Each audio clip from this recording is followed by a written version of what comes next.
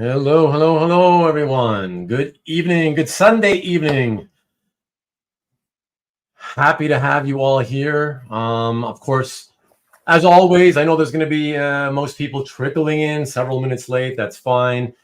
I'll speak to you, Eric. Welcome, my friend. How are you doing? Hey, Ruben, how are you? I'm doing very good. Thank you for doing this, by the way. Very, very appreciative. You're welcome. Thanks for having me. Yeah, absolutely. Yeah, it's my pleasure.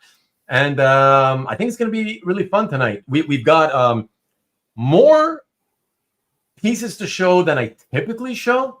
Uh-oh. And just so, obviously you know, Eric, but for those of you viewing in the live chat, it's a few more pieces than usual. Plus, Eric is a cartoonist of some renown, so we will be showing a couple of extra pieces on top of the extra pieces because I'd like to show you guys his work, which is really excellent. So, and we can hopefully talk a little bit about that as long as, Eric, you're not too shy about it. I'm not too shy. Okay. What's up, everybody? Okay, sounds good. So before we get into it, as always, everyone, if you don't mind, Eric, I hope you don't mind, I'm just going to do a few little promos. For myself and some friends as well, with other fellow collectors who have also, like me, small YouTube channels. What should we start with? Okay, so first things first, everyone. For those of you, I don't know what's going on. You guys know I'm always railing about YouTube and their algorithm, blah, blah, blah. You know how everybody says, oh, you know, you're never going to grow your channel because, you know, your content is too long, you know, 3-hour shows where, you know, they want pre-recorded, the algorithm likes pre-recorded shorter content, shorter form content. So I've been doing, as some of you know, short form pre-recorded sub 15-minute content of unboxings. And yet all of those unboxings still have way fewer views than any of my long form live streams of 3 hours plus. So whatever, I'm sick to the death of this whole whatever algorithm bullcrap. And I don't know if these short form videos are just not, I don't know, are your notifications not telling you? Are you not getting notified? Whatever. But for some reason, the short unboxing pre-recorded videos are not getting any traction whatsoever. They're even far lower views than my regular streams. So with that being said, I just want to tell you, for those of you who don't know, late last night at 11 p.m. Eastern, I premiered my latest unboxing video. I just want to show you real quick. Here's the graphic you'd be looking for. Okay, so that's unboxing number 8. And I will pop into the chat with you here. And in case those of you who are subscribed and have your notification settings set to be notified, but didn't get notified, there you go. I just popped in the direct link to that sub 15-minute video. I don't know if I should apologize, but for those of you who are, like Comic Art Boston, who tend to be maybe a little more conservative on the conservative side, I guess I'll give a little bit of an apology for the language on that thumbnail. But frankly, for those of you who are very aware of my show and what it's all about, you've heard a lot worse live on my episodes. So there you go. I don't apologize too much. Okay. So and according to that thumbnail, it'll knock your socks off. What's that? According to the thumbnail, it'll knock your socks off. Yeah. Yes, exactly. Somebody told me that when it premiered live, of course there was a live chat, but on Rewind you don't get to see the chat anymore. But somebody in the live chat when it premiered, they said that I had to sell my shoes to get whatever it is that I had acquired for that unboxing. You see, they may be right. They may be right. But yes. Okay, so let's see here. Let me get rid of that. Come back to you guys. Another couple of things also wanted to promote. are, again, Carl. Now, Carl, from Carl's collection, Carl Sodergren, who did a show and tell with me. Here we go. I'm going to pop this also into the chat. He had a new video posted 3 or 4 days ago. And as you know, his channel is called Carl's Collection. And so it's not just unboxings. He does videos sort of talking. He'll show art, but the video may not be an unboxing. It may be just an anecdote for a few minutes about how he got started in comics and something that happened to him, throughout his collecting journey and so on and so forth. So I'm putting a direct link to Carl's latest video. So there you go for that. There's that one. And I believe I have one more because honestly, everyone, I cannot remember this. So this one's 2 weeks old. I feel like I didn't give the link to this somehow. Maybe I'm forgetting. So Karen, her latest video was she did a New Year's video. Now my feeling is that I may have mentioned it, but didn't put a link for it. So anyways, just in case I did not do that, I'm putting a link to that right here. Check this one out because it's about 15 minutes long. And 13 minutes is of a compilation of all her awesome, hilarious outtakes from throughout 2023. And I think a few are new that she hadn't included before. So check. Oh my God! And look at that! Look who's here! Yeah, hey Karen, what's up? And yeah, you're welcome.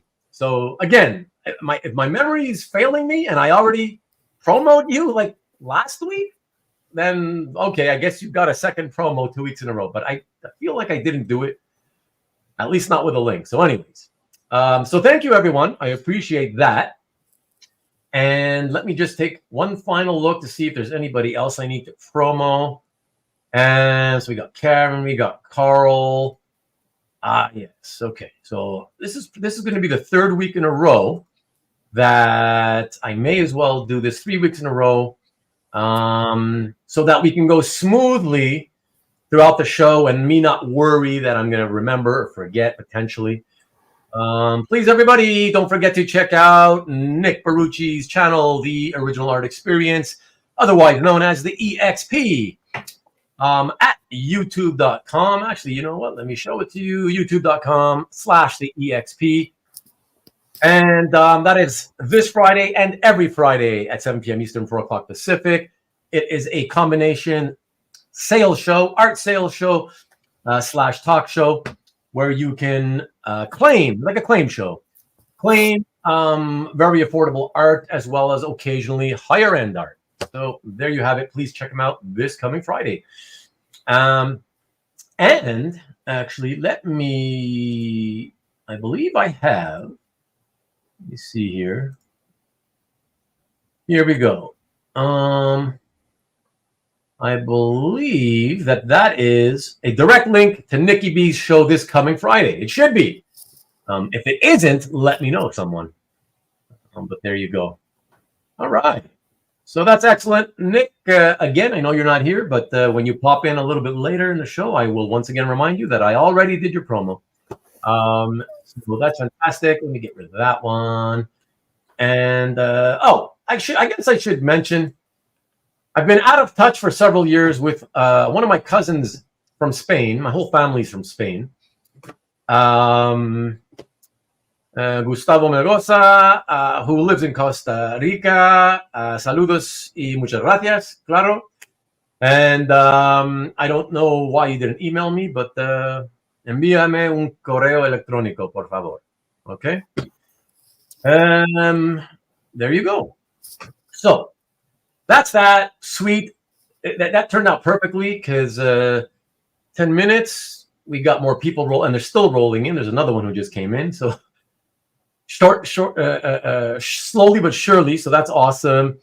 And yeah, why don't we check out who has arrived so far? Mr. Redjack, as always, the first one. Well, not always. Lately, you've been not the first one, but good to see you regaining the top spot again as number one. My lovely wife, Vivian. How are you? Thank you. Thank you for tuning in as always. And Rickster, you know me. I got the tattoo. Look, my right arm. I got them all laser removed. All laser removed today. You know, I had them all tattooed yesterday and then removed today.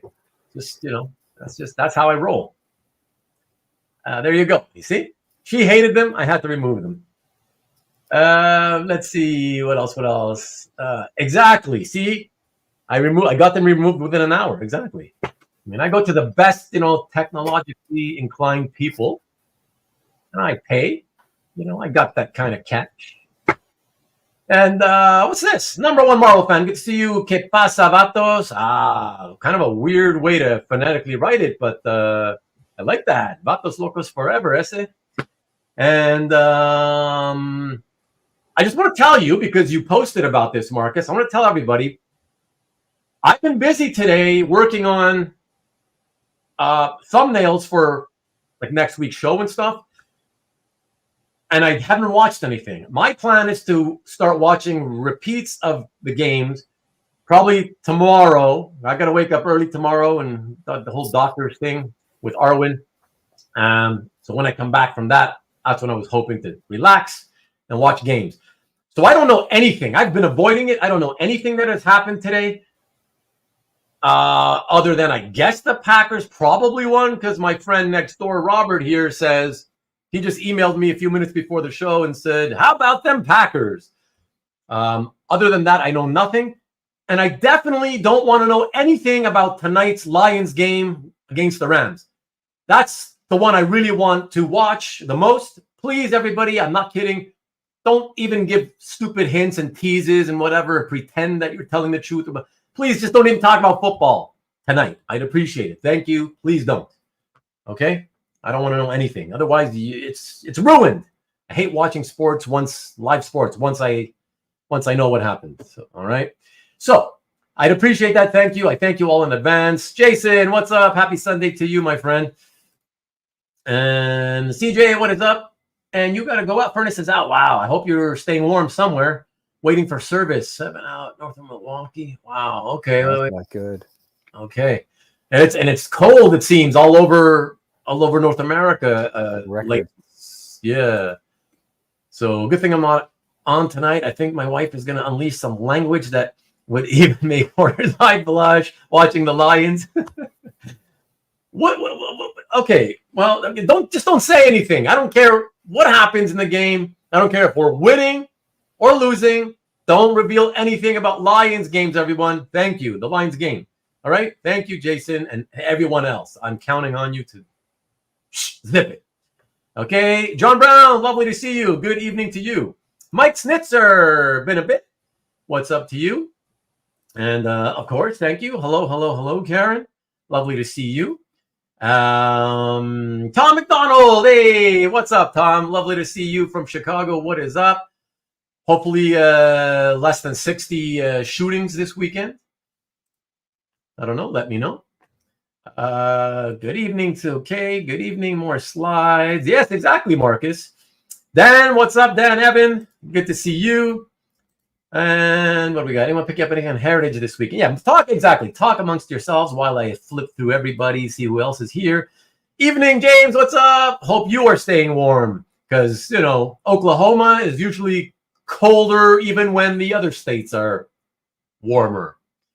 Yeah, so hope you're doing well. Algorithms. That one's over my head, my friend. Algorithms. I'm not sure about that one. David Greymate, what's up? All the way from Australia. Good to see you. And yeah, I know you're talking about the whole algorithm thing. Yeah, thank you, Mike. I know, I appreciate it. That's what I'm doing. That's why I do what I do, whatever, and that's it. I don't know, it just grates on me sometimes, you know, so whatever. We need more dance videos. I don't got any for you though. Sorry, James, I don't have any. There we go, David saying hello. All right. Yes, Kane, you saw it. You watched it. Sorry, wrong one. Just have fun, keep making the show. I appreciate it. Thank you. Well, that's what I'm doing. I don't know. It bugs me though, you know, because I feel like, okay, I always felt like, you know, it's okay It's supposed to get more views. At least can you get me the same amount of views? But it's like way lower. So that's why it pisses me off. Whatever. Anyways. You shouldn't have blocked the feet. Oh, you got a foot fetish there, Marcus. Oh, I think we know a little bit. We're learning a little bit more about Marcus tonight, everyone. Foot fetish Marcus is your nickname from now on. What are those? What are what? Because I know I'm obviously several minutes behind. Not sure what you were going on there, James. Sorry. Greetings, Jeff. Good to see you. What else? I got to skip a few because you're talking amongst yourselves about heritage, so that's okay. It is killing me that they are on. It is, but please just don't say anything, and I would appreciate it. I'll be happy if I can watch it on repeat without knowing anything. I'll be good. Okay, good day amongst you all. Karen has a great Kirby. She does. Where's that? I knew somebody was going to say it. Matt, what's up, Matt? I was going to avoid it because I've already kind of used it. And I'm not even sure if Eric even knows what we're talking about when we say, hey, Eric B, what's up? Where's Rockham? I don't even know he knows what we're talking about. Listen, I know old school rap. Let's go. I was really hit between like 88 to 91. Oh, good. Okay. So that was kind of like their time, you know? Yeah. Excellent. Okay. You never know, you know. It's true. Yeah. I look younger than I appear, although I don't look that young. Do you want to reveal your age?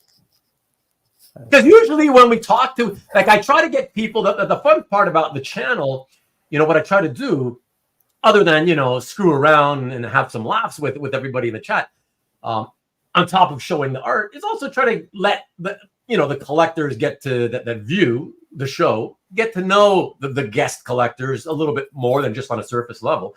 So while we get to know you a little bit, I was going to ask you that anyway, because I asked that of anybody, but I also always preface it by saying, you don't have to tell me if you don't want to, but I'm asking anyways. And if you I have no problem telling you and everybody else. It's just Marcus. I don't really want to, Yeah. No, I'm 40. I'm 46. 46. Okay. Yeah. Well, you're younger than me, so you. Yeah, not by much. Yeah, almost a decade. It's close to a decade. I'm 53. So. Are you? Yeah. Oh, I thought you were 50. Man, you're old. Not just kidding. I know I am. I know. I look pretty good for my age, but and I use what's it called? Something. Whatchamacallit? My mother. My mother's generation used to use it all the. Something of Olay. What is it? Oil? No. Love. Olive of Olay? No. Oil, I think. Is it oil? That or mayonnaise? I don't know how old you are. Something of that. It's definitely not mayonnaise. Mayonnaise is like what I ingest, and that's how I gain the pounds. But now I've been dropping a lot, so yeah. Try to avoid the mayo, for sure. Greetings to you, Rich. Lovely to see you. TJ, same as you. It is live. It is not Memorex. Only those unboxings that I premiere, those are always going to be pre-recorded. It's just that YouTube has this feature where you can premiere it. So it just kind of allows people who see it when it goes live on YouTube for the first time, you can show up and make comments in the live chat, That's the only difference. So Jeff, Southern Comic Geek, what's up, Jason? Lovely to see you. And thank you, Marcus. I will try not to. Did they clone my new mark? No, I already mentioned, I mentioned, I got them all tatted up, yesterday, and then ran out early this morning to get the entire sleeve, laser removed. So that's how I roll. Like I said, celebration lasts from Monday. Oh, TJ, what's up, national champs, baby? Woo! The celebration's still going, but I do. Of course I watched it.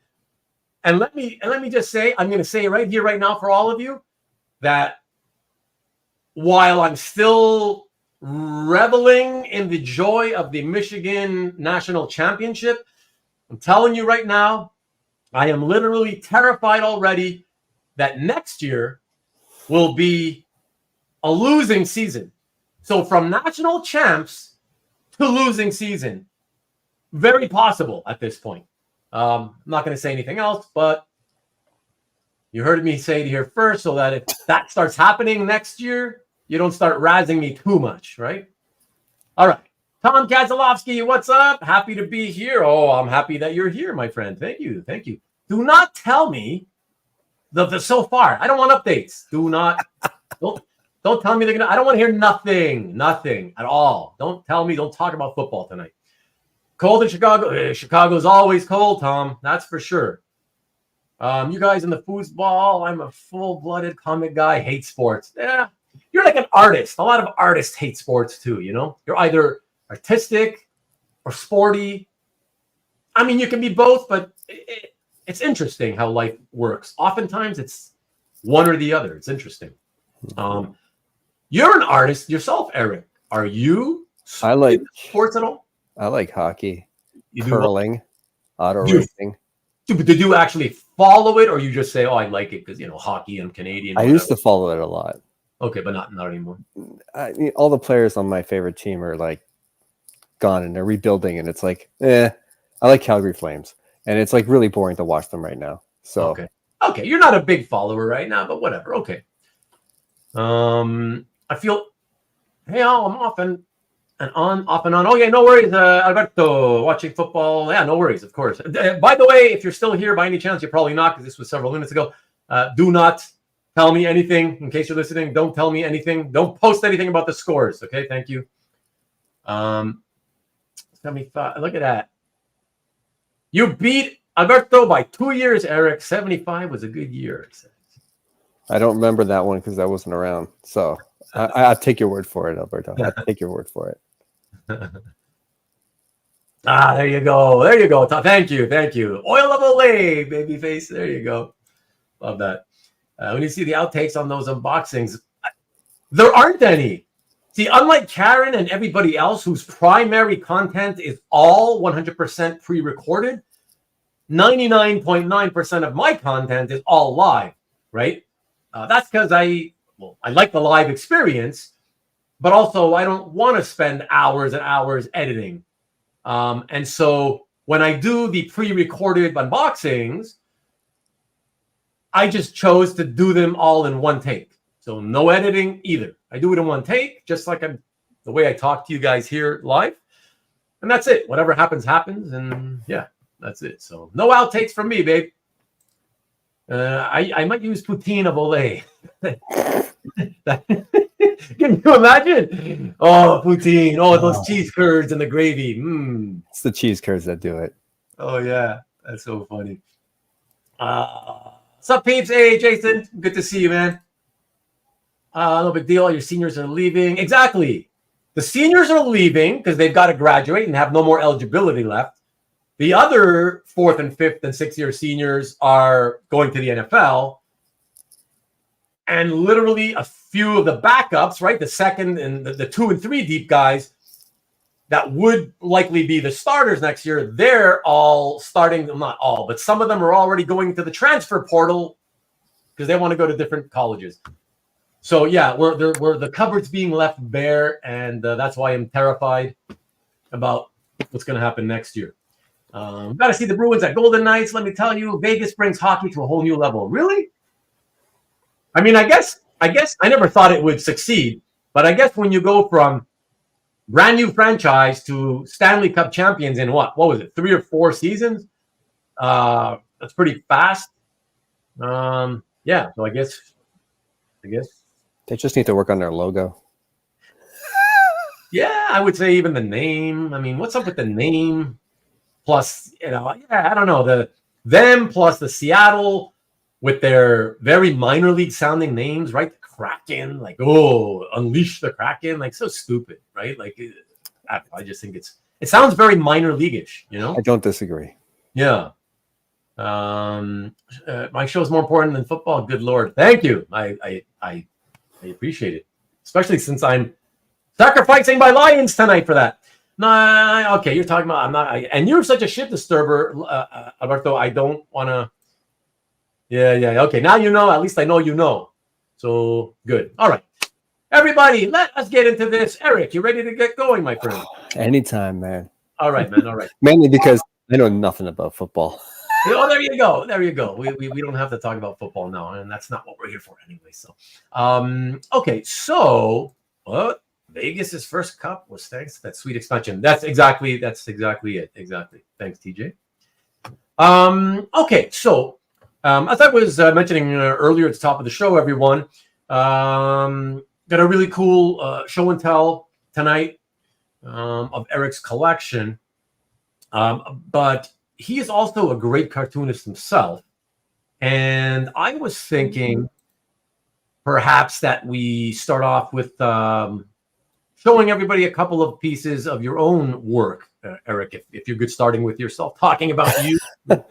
Damn it. That's not too much to ask. I don't know. I mean, we could wait until a little bit. No, it's fine. Hey, listen, you're the conductor. I'm just going to play whatever you... Okay. So tell you what, before you get to that, why don't we just we'll start off by giving us a little bit of background, how you got into art, how you discover original art, and we'll kind of work in your own sort of personal interest in creating art yourself, how that got started, when it got started, and how you got to where you are now. I was one of those kids who just doodled in the margins. I just liked doing it. Like a lot of kids, right? Yeah.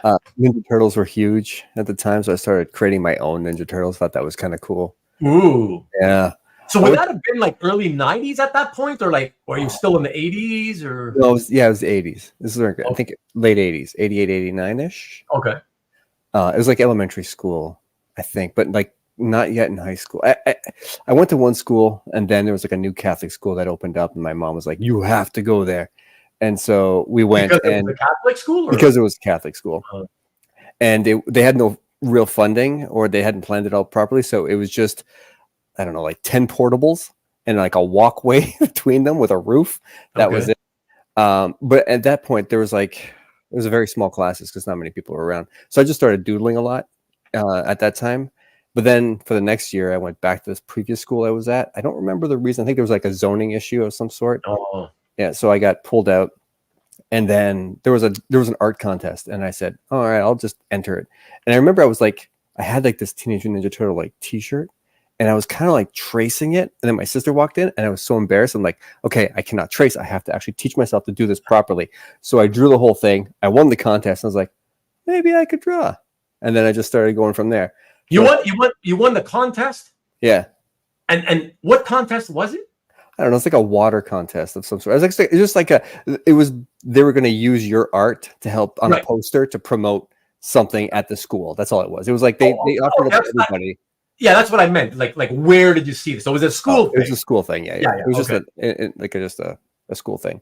Yeah. And then you won. Wow. And then I won, and I was like, oh, that was a little bit of confidence boost. I was like, oh, that's pretty cool.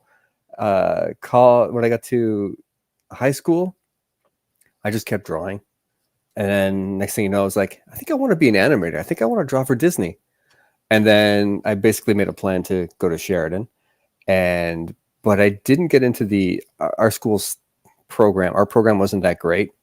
So when you get to Sheridan, if your portfolio isn't there, you take our fundamentals. And then in our fundamentals, you sort of work on your portfolio and you learn a whole bunch of other art tips, and then you can apply again. So sorry, at the end of the year, our fundamentals, I decided that I didn't actually want to be in animation. Okay. I had this thought of like, why would I want to draw a hand doing this? Like, I probably end up being an in-betweener, and I just didn't feel like drawing the same thing over and over and over and over again. Right. And I sort of said, okay, maybe I'll do illustration instead. And then I thought, oh man, because at the time I think Lava Life was exploding, and there's a lot of posters for dating. This is like 1998, 99-ish.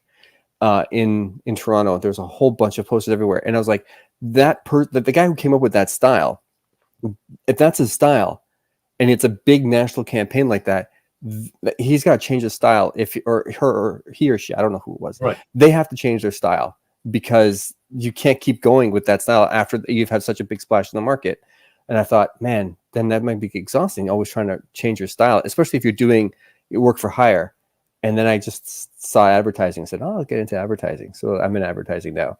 and have been ever since. But I love drawing. I got to a point. Did you graduate though from Sheridan? Or? Yeah. I graduated. I finished art fundamentals. I got a certificate, and then I took advertising and got a diploma for advertising. Okay. And I have a lot of friends who ended up in advertising, and a bulk of them in animation and a bulk in illustration. So I'm still friends with all of them. So I would always go visit them and look what they were doing. Everything that I would do for my advertising class was I hand drew everything. So much so that when I actually started going on interviews, creative directors would go, "So you want to be our in-house illustrator?" I'm like, "No, I want to be your art director. I want to be a designer." And they're like, "Yeah, but this is all illustration." And then I got a job working with a printer, so I can use computers, so I could teach myself Photoshop and InDesign. Even though they were supposed to teach you that at school, they were like, these programs that are outdated, we're going to teach you those. No one's using them, but we're going to teach you those. And so I was like, whatever. So I worked at a printer, got my portfolio together, and then got a job in advertising. And then after a while, working in advertising, one of my clients was insurance. It was like RBC Insurance. Like, so what you're doing is you're promoting home and auto insurance every quarter. There's after a while, it's a lot. And so you just get exhausted. So I needed an outlet. So then I just came up with my comic strip. I just started just doodling for the heck of it. I just needed something. I just love to have the timelines. It makes things so much easier for me to remember details of anecdotes. When would that have been when you decided, hey, maybe I'll do my own kind of comic strip? What year would that have been? All right. So backing up a bit, putting myself through college, I actually worked at a grocery store. So, and my character is an older gentleman who actually works at a grocery store. So it was based on one of the gentlemen at that grocery store? No, the look of the character is like my grandfather and my dad kind of smashed together. And then my personality and nuances, and then based on some customer interactions that I had while I was working there as a cashier. Okay. So when did I have that idea? I remember I was working on insurance. So about 2001, I think I had the idea. 2001, I had the idea. Wow. It wasn't RBC Insurance. It was the co-op insurance, like cooperatives, whatever. So many clients. I can't remember them all. It all mixes in. It was one of the insurance clients that I've had the privilege to work on. Right. And so I had the idea, and I drew a first couple strips, and then I didn't like it, and then I redrew them and rewrote the story, and then I got married, and then it was like, okay, I'll just put this aside for a second, and then I ended up, my original art and the comic strip kind of go together in a way. So I got some original art from Adrian Tomine. I was waiting for his next issue of Optic Nerve to come out, and it just wouldn't come out. And so I just went to his website. He happened to have original art, and I was like, ooh, this is cool. I'll buy something because I want to see what he does and how it looks like on a piece of paper. I was just really, really curious to see what I was doing or planning to do if it looked like that. So I bought something off him. It came in the mail, and I thought it was really, really cool. It was like a movie review for the movie The Mexican with James Gandolfini and Julia Roberts. So I had that for a while, and then I went to a show with Ryan Lee O'Malley, and I had just finished reading Lost at Sea. He had started working on Scott Pilgrim, but I had no idea what Scott Pilgrim was. But I was looking through his stuff, and I was like, wow. If he could do this, I was looking at his work. I'm like, I could do this. There's no reason I can't draw too. Just because he's doing it, I could do it because it was sequential. Like the stuff I was looking at was sequential, whereas the Mexican was just like a static image, right? But the sequentialness of it, I was like, oh, they got panels, you got everything. I mean, I understood comic books, but to see somebody live in front of me with work that they've done, it inspired me to go, I can go home and do this. So I went home and I started redoing the strip, and then we had our first kid. And so I put it on pause. So then I redid it again, and then we had our second kid. Oh boy! So trying to get through like the marriage, 1 kid, 2 kid, 3 kid, 4. No 4. Yeah. But yeah. Delay. I mean, back burner. But that's how these things go, right? I mean, it's worth it in the end because those things are more important, right? So yeah. But anyways, by that point, I was fully drawing and obsessed with art and original art. So by the time my 30th birthday came around, I wanted to have something special for myself, and my wife had the same idea. So that first year, I ended up buying myself something. She bought something for me too. It was really, really cool, and I'm sure you're going to show those pieces later on. But that's pretty much how I started. It was wanting to know what original stuff looked like, how it felt on the paper, to see if I was doing it correctly, and then starting to attend shows purposefully. So I met Brian Lee O'Malley at a small show, and then I went to a bigger show and met Michael Turner, and it was like then it just started rolling and rolling. So this was like 2006 was Brian Lee O'Malley, and then 2007 Michael Turner, and my 30th birthday would have been by the end of the year. Looking pretty good, dude. I know. Wow. It's oil of poutine. It's the oil of poutine. Oh my god. So then, because I know that when you met Michael Turner, that was at the Fan Expo in Toronto. It was. Was the Brian Lee O'Malley experience also the year before in TO? It was. It was at a smaller con. It was something off like Yonge Street or something. I don't know where. Oh, maybe not. It was like it. There used to be one called Paradise Con. Maybe that's that was probably it. Yeah. Okay. I met him one year there, and then I met Michael, not Michael Cho, the other Cho. Oh, Frank Cho. Frank Cho. I met Frank Cho there, and that was a hilarious interaction where he's like, I went up to him and I said, I had my sketchbook, and I was like, can you sketch something for me? He's like, if I sketch for you, then I'll have to sketch for everybody. But there was nobody around. Right. He's like, okay, fine. So by the time he finished the sketch for me, there was a lineup, and I felt really bad. Well, yeah, I know, but he took, he still could have continued saying no, insisting not. Yeah. He decided to make the decision, and oh well, it happened. And you don't know that he actually suddenly felt obligated to start doing, drawings for them as well. Maybe he said, okay, sorry, no, but he could have said that was my best friend. I owed him a favor. Yeah, exactly. I took it and left because I didn't want to. I was like, I felt guilty. I just felt guilty and shameful. I just walked away with my head down.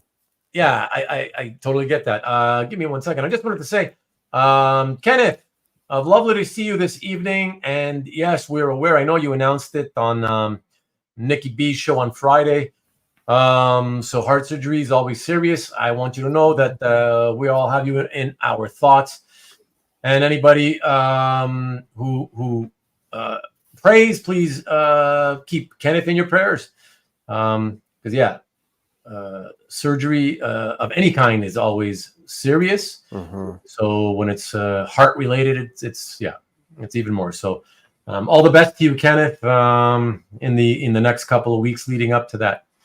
But I know you're going to be all right, man. I know you're going to be all right. Okay, so your strip. Oh yeah, that thing.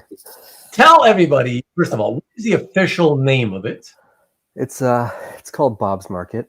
Bob's Market. It's about an old guy who just applies to get a job at a grocery store. Everyone asks me how old he is. He's old. I don't know how old he is. He's like he's a geriatric, Yeah, who knows? But you can all guess for yourselves once you see the artwork. You'll get an idea of the kind of age he is. And so just tell everybody a little bit of just a quick synopsis of what the strip Bob's Market is about, more or less. Sure. So it's about a guy gets a job at a grocery store. He's lazy. He's opportunistic. And this is Bob. Yeah. This is Bob. He's lazy. He's opportunistic. He's only there because of money. He'll work faster for food. He'd rather hang out with the sample people than to actually do his job. But somehow he gets away with everything, and his bosses love him because they just see him as doing something that's amazing every time, because they can't believe that he's able to pull off what he does. He's got a lot of food quirks. He's got he eventually gets a bagger who helps him out. He develops a crush on the butcher. Starts off as it's someone who could give him food, but Helga. Her name is Helga. Yeah, Helga is the butcher. Okay, yes, I remember. Yeah. So she's a vegetarian, by the way. So it's a very awkward situation because he loves the fact that she can give him, but then she doesn't really eat it. So he's like conflicted by this. And his bagger's name is Violet, and she's just a teenager who happens to work at the store with him. They both start roughly around the same time. And she's the straight man to his goofiness. Or straight gal, I should say, to his goofiness. Straight gal, yeah. Yeah. And then they just get into like weird stuff inside the store, outside the store. It's just it's just something to keep me smiling every day. I just come up with ideas and I go, I'll have a conversation with someone. I go, that's a Bob strip. And they just look at me, what do you mean? Don't worry about it. Well, that's it. You come up and of course, because it's based on real life, everyday happenings that happen in these situations. It's just real life things that you may witness yourself can become, an idea for a daily or a Sunday or whatever, Yeah. So it's kind of fun. That's another thing too. Correct. I took the approach of like classic comic strips from the 80s and probably even still into the 90s, where your Monday to Saturday was all black and white, and then your Sunday strip was your colored strip. So that's the approach. So you have 6 strips that are black and white, and then the Sunday one is a double and it's in color. And I chose a very limited color palette. I wanted to have red in it. I wanted to make the red pop. So I worked everything around that. And I just kept it to a very limited palette, mainly because I wasn't overly confident in my coloring abilities, but I love the way that it looks in the end. Like sometimes it's like those happy accidents. Yeah, for sure. I love those. And let me just tell you, everybody, you may be thinking, oh, I know Eric. I know all about this comic strip. I only just found out about this strip. I only just found out that he was a cartoonist himself this week.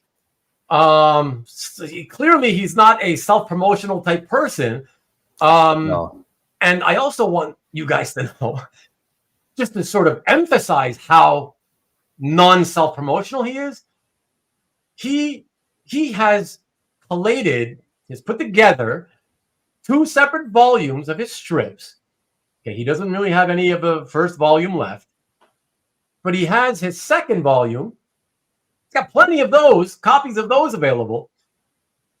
Only because he only put it together so his family and friends could have them.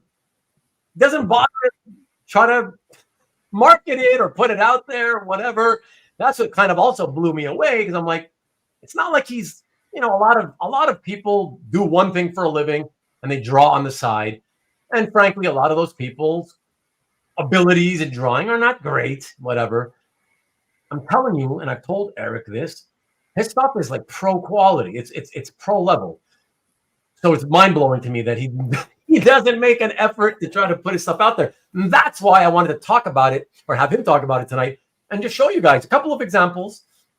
And at the same time, I figured I'm going to buy a copy of his second volume, and I'll have Eric send it out to one of you. Okay, we'll do like a drawing for it later.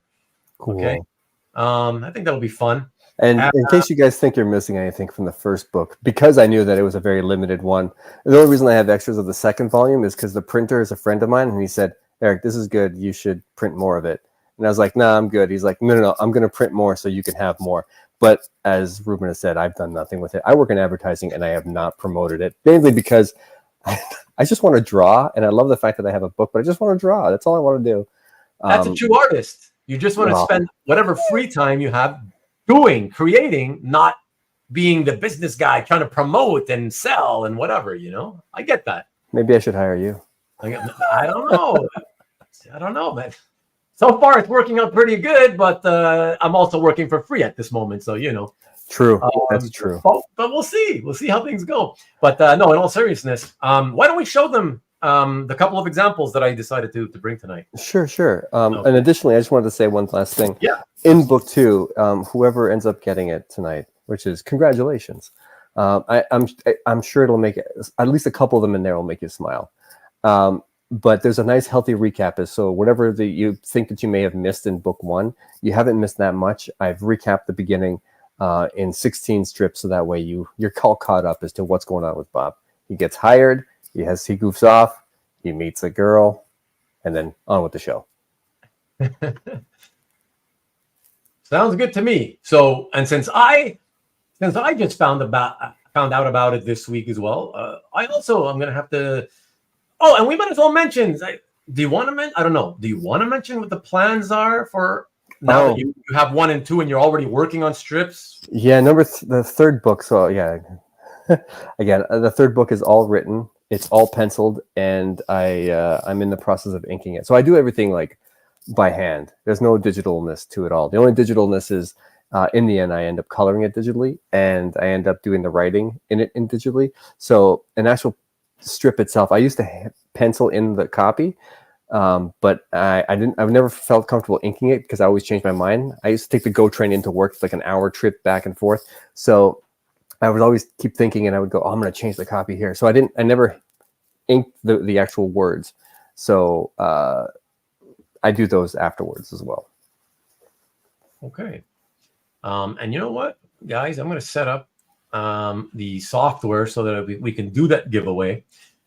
You know what, everyone? What I want you to do, if you want to be entered into the draw for that, okay, for a copy of Bob's Market Volume 2. Oh yeah, that's what I was referring to. What my plan is. My plan is to finish book 3 and collect it. I think book 3 is going to be, it's better than book 2 in my opinion right now. It's also a little bit longer, and then I'm going to take all 3 and collect them as one book, and then kind of actually market that one. I'm not trying to market the third one by the time it gets out, because I'm sure Ruben will say, "Hey Eric, why aren't you doing it?" Exactly. Although, let's be honest, he did tell me that he doesn't expect to have that ready until 2025, and so you're looking at least a year from now, whatever. But anybody interested, you can get in touch with me, and I'll put you in touch with Eric if you want to get a copy of number 2. I'd like to read it myself, but everybody to enter for the draw, I'll send somebody. I'll have Eric send the copy to you. Just put this, make it simple. # Bob. How about that? Do that. And throughout the show, a little bit later, we'll do the draw, and we'll take care of that. And in the meantime, let us take a look at a couple of examples of Eric's work. And these are a couple of strips that I thought they were all pretty funny, but these are a couple of my favorites. So let's check this out. So I love this one, and everybody, hopefully, I think it's big enough that you can read it, and you should. So Eric, this one I really love because I'm taking care of myself, my health. Okay, so I'm eating very carefully now. So I don't eat junk food cereal anymore, but most of my life I did.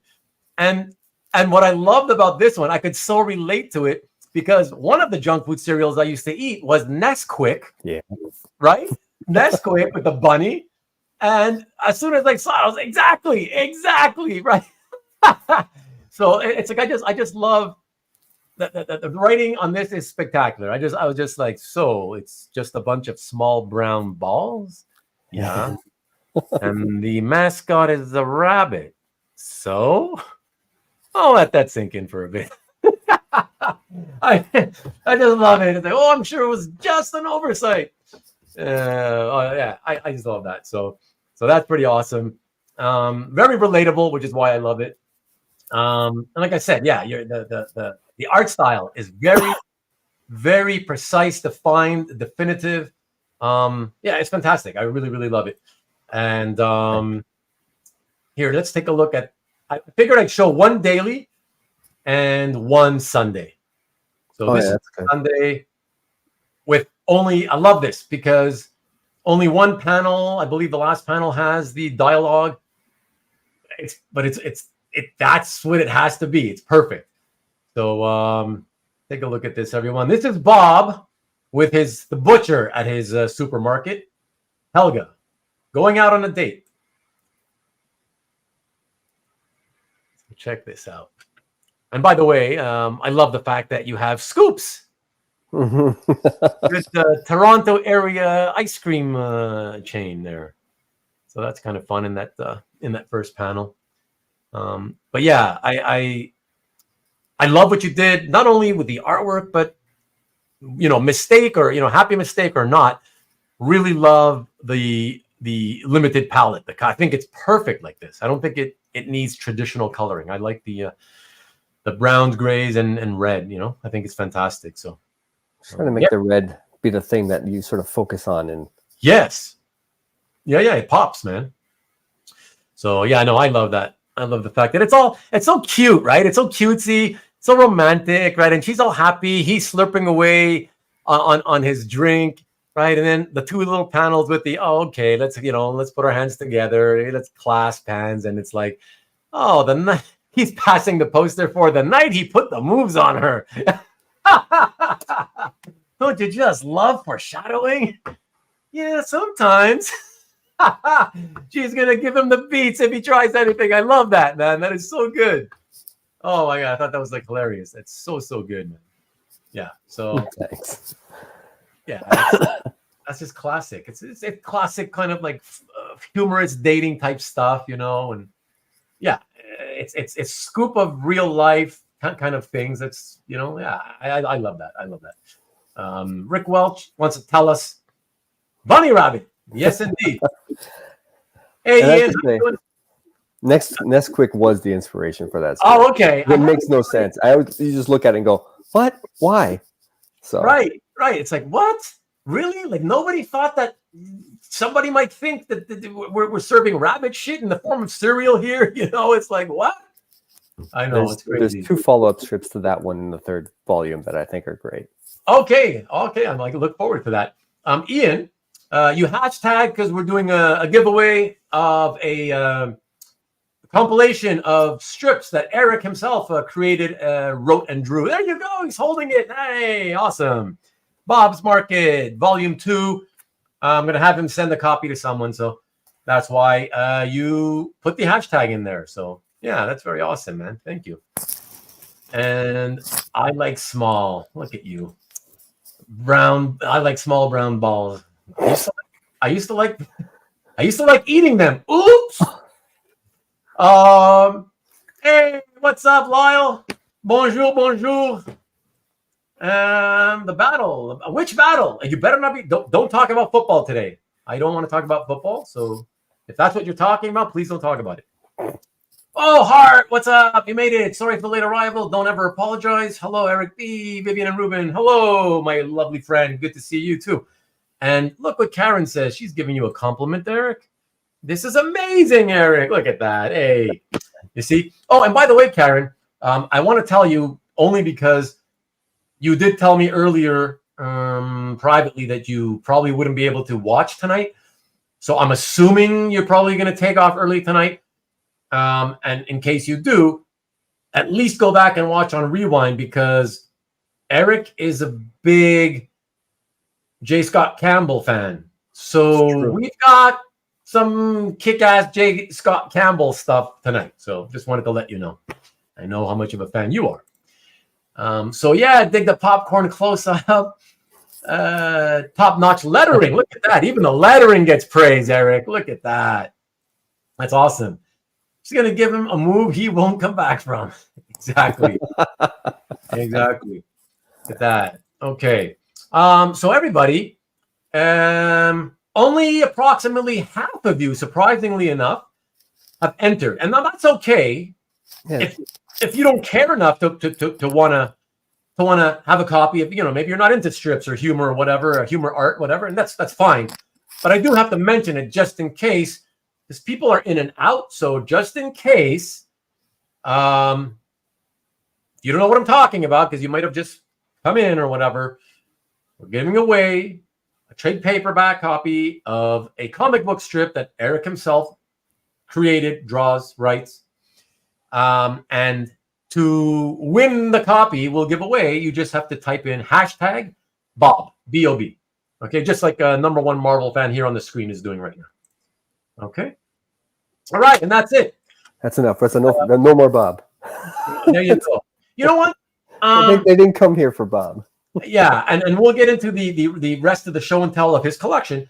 One What do you think, though? So we got a couple dozen people at the moment. Do you think we should wait a bit and sort of do it in the middle of the show, or should we maybe even already do the giveaway now? Or I don't know how should we do that? Maybe wait a bit. Yeah, we'll wait a bit. We'll wait a bit. You're the maestro. I'm the maestro. Okay, I'm the MC. Okay, that's good. The master of ceremonies. Exactly. Okay. So here we go. Okay, we got a bunch of Hoarder's Hide. Remember those Saturday Night Live? The sweaty ones? Sweaty balls. Oh, I love your sweaty balls. They're so sweaty. Oh, I love that. Such a classic. Salut, ça va bien? And nice, JSC, exactly. Hashtag Bob, there we go. Now Ruben is judging the people who didn't enter the giveaway. And that's what I'm doing, Mr. Shit Disturber. Hashtag Bob, good. Everybody, JC, what's up? And David, okay, excellent. Look at that. Oh, look at that. Karen also. And look at that. The Shit Disturber still bothers to type it in so he can maybe win a copy that I'm going to have to pay for him, you know? If you win, I'm not sending it to you, Alberto. That's not fair. Well, yeah, but you should see how much he yanks my chain every week. So if you saw that, you would understand, you know? We'll see. We'll see what happens. Alberto, between you and I, does he need a little bit of... There you go. Okay, I appreciate that, Jeff. Yes, we'll wait a little bit. We'll wait a little bit for sure.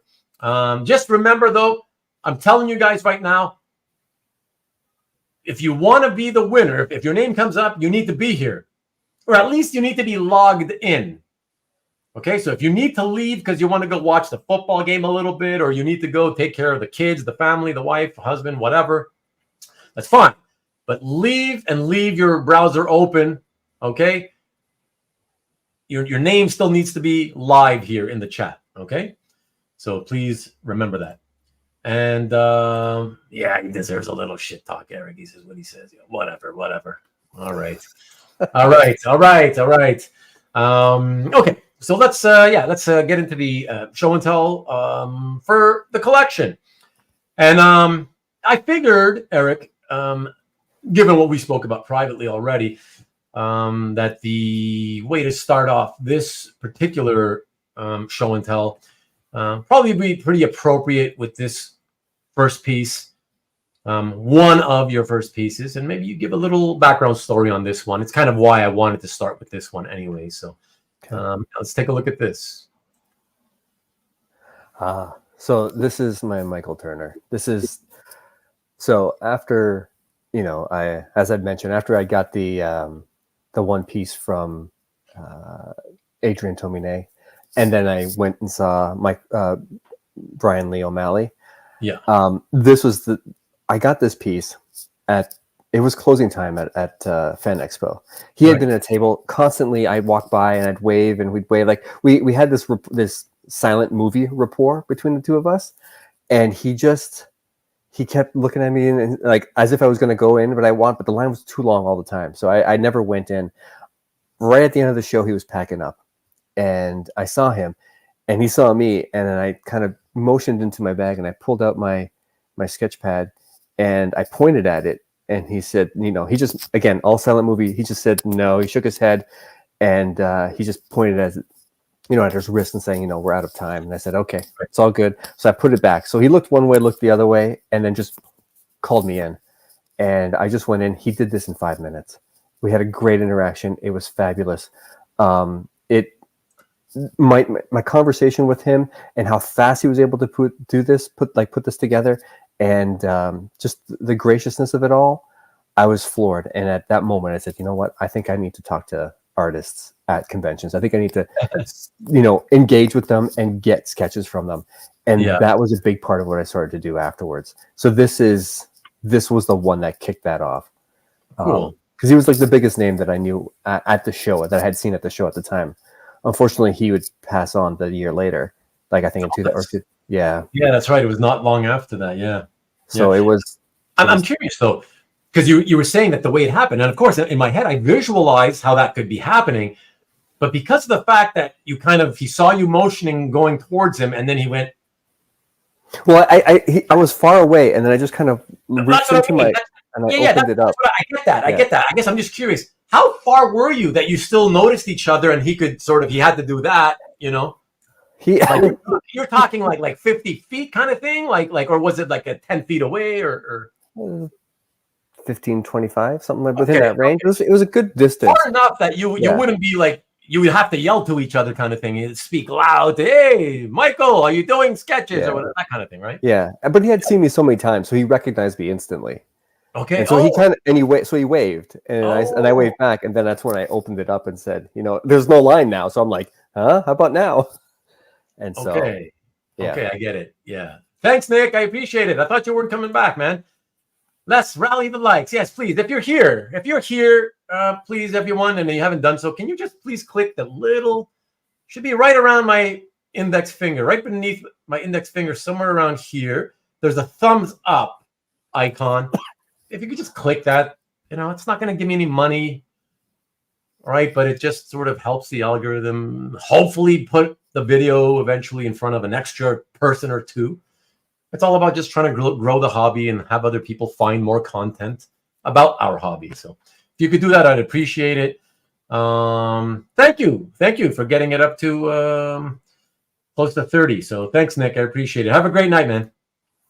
Bye now. And Alberto says Turner left us way too soon. I mean, that's really soon, man. I mean, cancer. I believe he was still in his 30s or maybe early 40s. No, not that. I don't think he was that old. Do you think? No.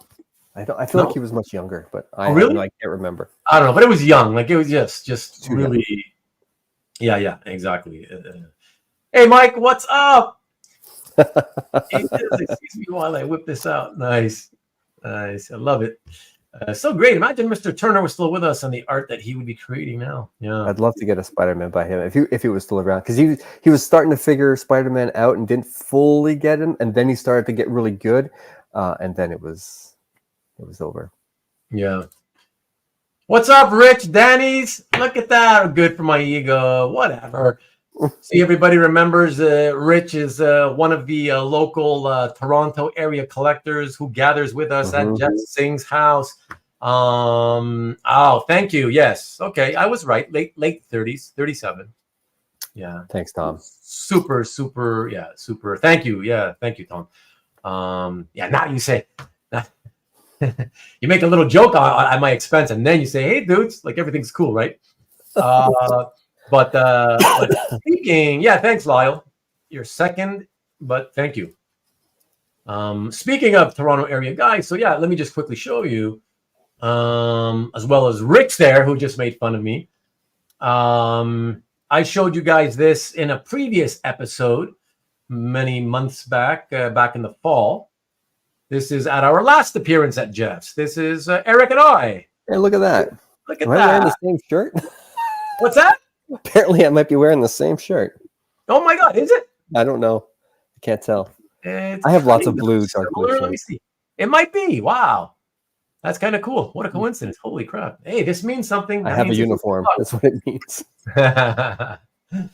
But everybody, you if you ever have the opportunity to do such things, somebody in your general area, even if you have to travel a couple of hours or whatever, it's so worth it. Not only to see an overwhelmingly large amount of original art, which is always great and fun, but for me, more importantly, just meeting other collectors and getting to know the collectors, that makes it. That's what I like more than anything. So, a lot of fun, and it's well worth doing if you have the opportunity. So, okay, see now Rich is laughing. There you go. Yes, indeed, Lyle. Thank you. 71. Oh yeah, wow. So he would have been 52 now. Wow. Well, that's crazy. Sad, but okay. It's a cool little piece. It's a good. It's super simple. It's a great memory. It's super simple. It took him 5 minutes. But the experience was just. It's so that's what it is for me. That piece is all about it's just a little representative piece of a great experience you had. That's what I love it most for. See, and to me, the reason it's so important in a way, and just to put this in context, I no longer have the Brian Lee O'Malley piece. I no longer have the Adrian Tomine piece, but this piece I will not get rid of. That's how much it means to me. No, and you've gotten rid of a lot of great pieces, Yeah. So the fact that you still own a Quickie sketch, that's what we always used to call them, is a Quickie sketch and a Quickie con sketch. The fact that you have it, that obviously tells everybody what it means to you, that there's got to be, it's the meaning behind it more than the art itself even, you know what I mean? So that's amazing, man. No, it's not something you should ever, as long as you're a collector, at least you should always at least hold on to that, you know? Yeah. So look at Lyle. Internet slow up here. It's minus 55 Celsius. Jesus. Holy Jesus Christ. Let me see, guys. Lyle, where do you live, Lyle? Yeah, tell them where you live, Lyle. Tell everybody where you live. Let me see. I'm going to do that for you guys with my calculator. No, I think it's minus 55. As soon as you get to minus 40, they're both equal. Minus 40. At minus 40, it's exactly minus 40 in Celsius or Fahrenheit, but that's it. And then really? It starts skewing again. Yeah. But this is my calculator for grade 10 chemistry class. Still working. So that's pretty awesome. By the way, and just to put some context, grade 10, I believe, was 1985 for me. So that's how long I've had this baby.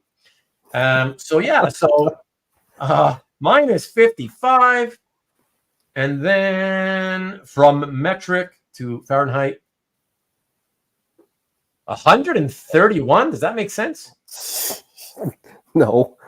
Hold on. Hold on. 55 minus.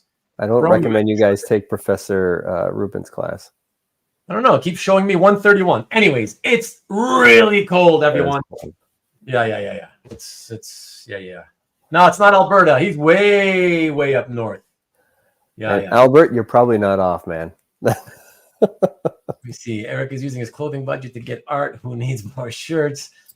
Ruben, the calculator. Try. Ruben, leave the mathematics to others. Working in the Arctic northernmost tip of Ellesmere Island. How crazy is that? Oh my God! Wow. In the Arctic. There's a guy here attending my show from the Arctic. I love that. How can you not love that? Of course that is amazing. Wow. So yeah, that's really awesome. I mean, the minus 55 Celsius isn't awesome. No. But yeah, it's just kind of a cool thing. But okay. Why don't we get on to the next piece, everybody, and continue the show. The second piece in tonight's show and tell number 34 is I'm as curious as everybody else. Yes, he doesn't know, like usual. I was the one who ordered them, and so he doesn't know what's coming as they show up. Here's the first piece in tonight's JCS extravaganza. For you, Karen, for you, but there's a lot more coming. Black Cat convention sketch from 2010. Yes. So this is I had ordered a commission. I somehow managed to get on J. Scott Campbell's commission list when he still had one. And since I had one coming, I was trying, and I wanted a Black Cat and Spider-Man swinging through the city. And in the meantime, I kept saying, no, I'm not going to get any more Black Cat sketches from Campbell. I'm not going to do it. And then this came up, and I just couldn't say no. I was just like, damn, that's just too good. So, it's mine. Get it. Look at Karen, see the fans, so awesome. and I love it because it's on 11/17. So usually when he did these types of ones, they were much smaller. They're like 9x12. So the fact that this is on a 11/17 is what makes it that much more impactful and special. So it's a nice one. Great face on it. It's really nice. Yeah. David says fantastic. Number one Marvel fan says nice. And and Marcus says Martin Luther King Day. That is tomorrow. That is tomorrow. Exactly. So all you Americans are off tomorrow, I'm assuming. And and Lyle is letting us know. Thank you, Lyle. That minus 55 is minus 67 Fahrenheit. Everybody, make sure you take Professor Lyle's class. That's pretty awesome. MLK Day is just another work day for me. Only the bankers and suits take off. Oh yeah, it's just it's one of those official ones, but small businesses stay open, that kind of thing, I guess. Yeah. So okay. But yeah, very, very cool, my friend. And I'm sorry. I was busy trying to handle the live chat comments. I tuned out momentarily. In the end, this one was grabbed where again? This was, oh my gosh, it may have been an eBay get. Okay. It was again. I wasn't. No, it wasn't. It was a calf. It was a calf get. Some guy just got it and he just wanted to sell it right away, and I picked it up just because I was like, oh, I have to get this. Why not? My commission. This so everybody knows my commission. I was on his commission list for over 5 years waiting for my art. So there's a long waiting period. So I ended up picking that up while after the third or fourth year, I was like, oh, I don't care. I'm getting this. Yeah. And would you agree though? Because I labeled it as convention sketch. Because the fact that the inks were all markers, I was like, that's typically a convention thing, right? To go faster. Yeah, it was definitely a convention sketch. Okay. I didn't commission him to do that one. Right. It was just someone else, but it was definitely a convention sketch. Right. That's why you'll see as the show goes, you have so many unpublished pieces that are, illustrations. So sometimes I will just label it as illustration when I'm not positive that it was a commission or, was it just something that he may have done and then decided to sell. So it wasn't really commissioned per se, right? But it's illustration just covers it kind of thing, So there you go. Okay. So excellent. Let us go on to the next one then. Everyone, and from there we go to something you wouldn't expect. Oh, Hall at Home by Michel Rabagliati. Rabagliati, yep. He, I love the whole Paul series. He's got, I don't know, maybe 7 or 8 books in total now. He's a Montrealer. His story. What's up, Montreal? 514, baby. Represent. So he again, he puts out they're semi-autobiographical. His name is obviously Michel, but the character's name is Paul. It's essentially it's a stand-in for him and his life and his wife and his kids. He only has one kid. But it's amazing. Like his storytelling is fantastic. His cartooning style is just lovely. It's so crisp. He does everything with like a brush and a pen, and it's gorgeous to look at. And they're just slices of life stories. They're all moments in his life. Like the first book is about him getting his first job as a camp counselor. Then the second one is about him moving out into an apartment with his girlfriend, who ends up becoming his wife. The next one after that is them trying to have a baby. Then it's like him and the scouts. Like it just bounces back and forth in terms of the timeline, but it's just so good. And everything's in French, but they do get translated into English, the books, and I have all the English ones. This page that I bought it because I love that top panel with the architecture and then the trees. I just loved everything. But by the time I got to the bottom of this page, I started laughing because of the interaction. And it just happened to be, Montreal, as you know, Ruben, there's a lot of English-speaking people. And so his neighbor happens to be, an Anglophone. So the interaction between the two. So this is like one of the only pages in the entire book where there's actually English on it. And I thought that was pretty cool. That is pretty neat. And I'm glad you mentioned it because I was waiting to mention it myself. I wanted everybody, those of you watching and listening, just to pay attention. If you take a look at the characters themselves, it's sort of standard, quite typically, I guess what you would call simple cartooning, or perhaps I should say deceptively simple, because it's never as easy as it looks. But then when you look at the backgrounds, particularly, all over the place on this page, really, but obviously the first panel, the opening panel, just look at the attention to the detail, which is the complete polar opposite of what the characters look like. It's fantastic. It's just a beautiful, beautiful mix. And I got to tell you, actually, Eric, I have never read any of the books. I know. I told you last time we met, you gotta read. I know. I know. I still haven't even checked if my local library has them, and I need to do that because I'm thinking, he's a French Canadian.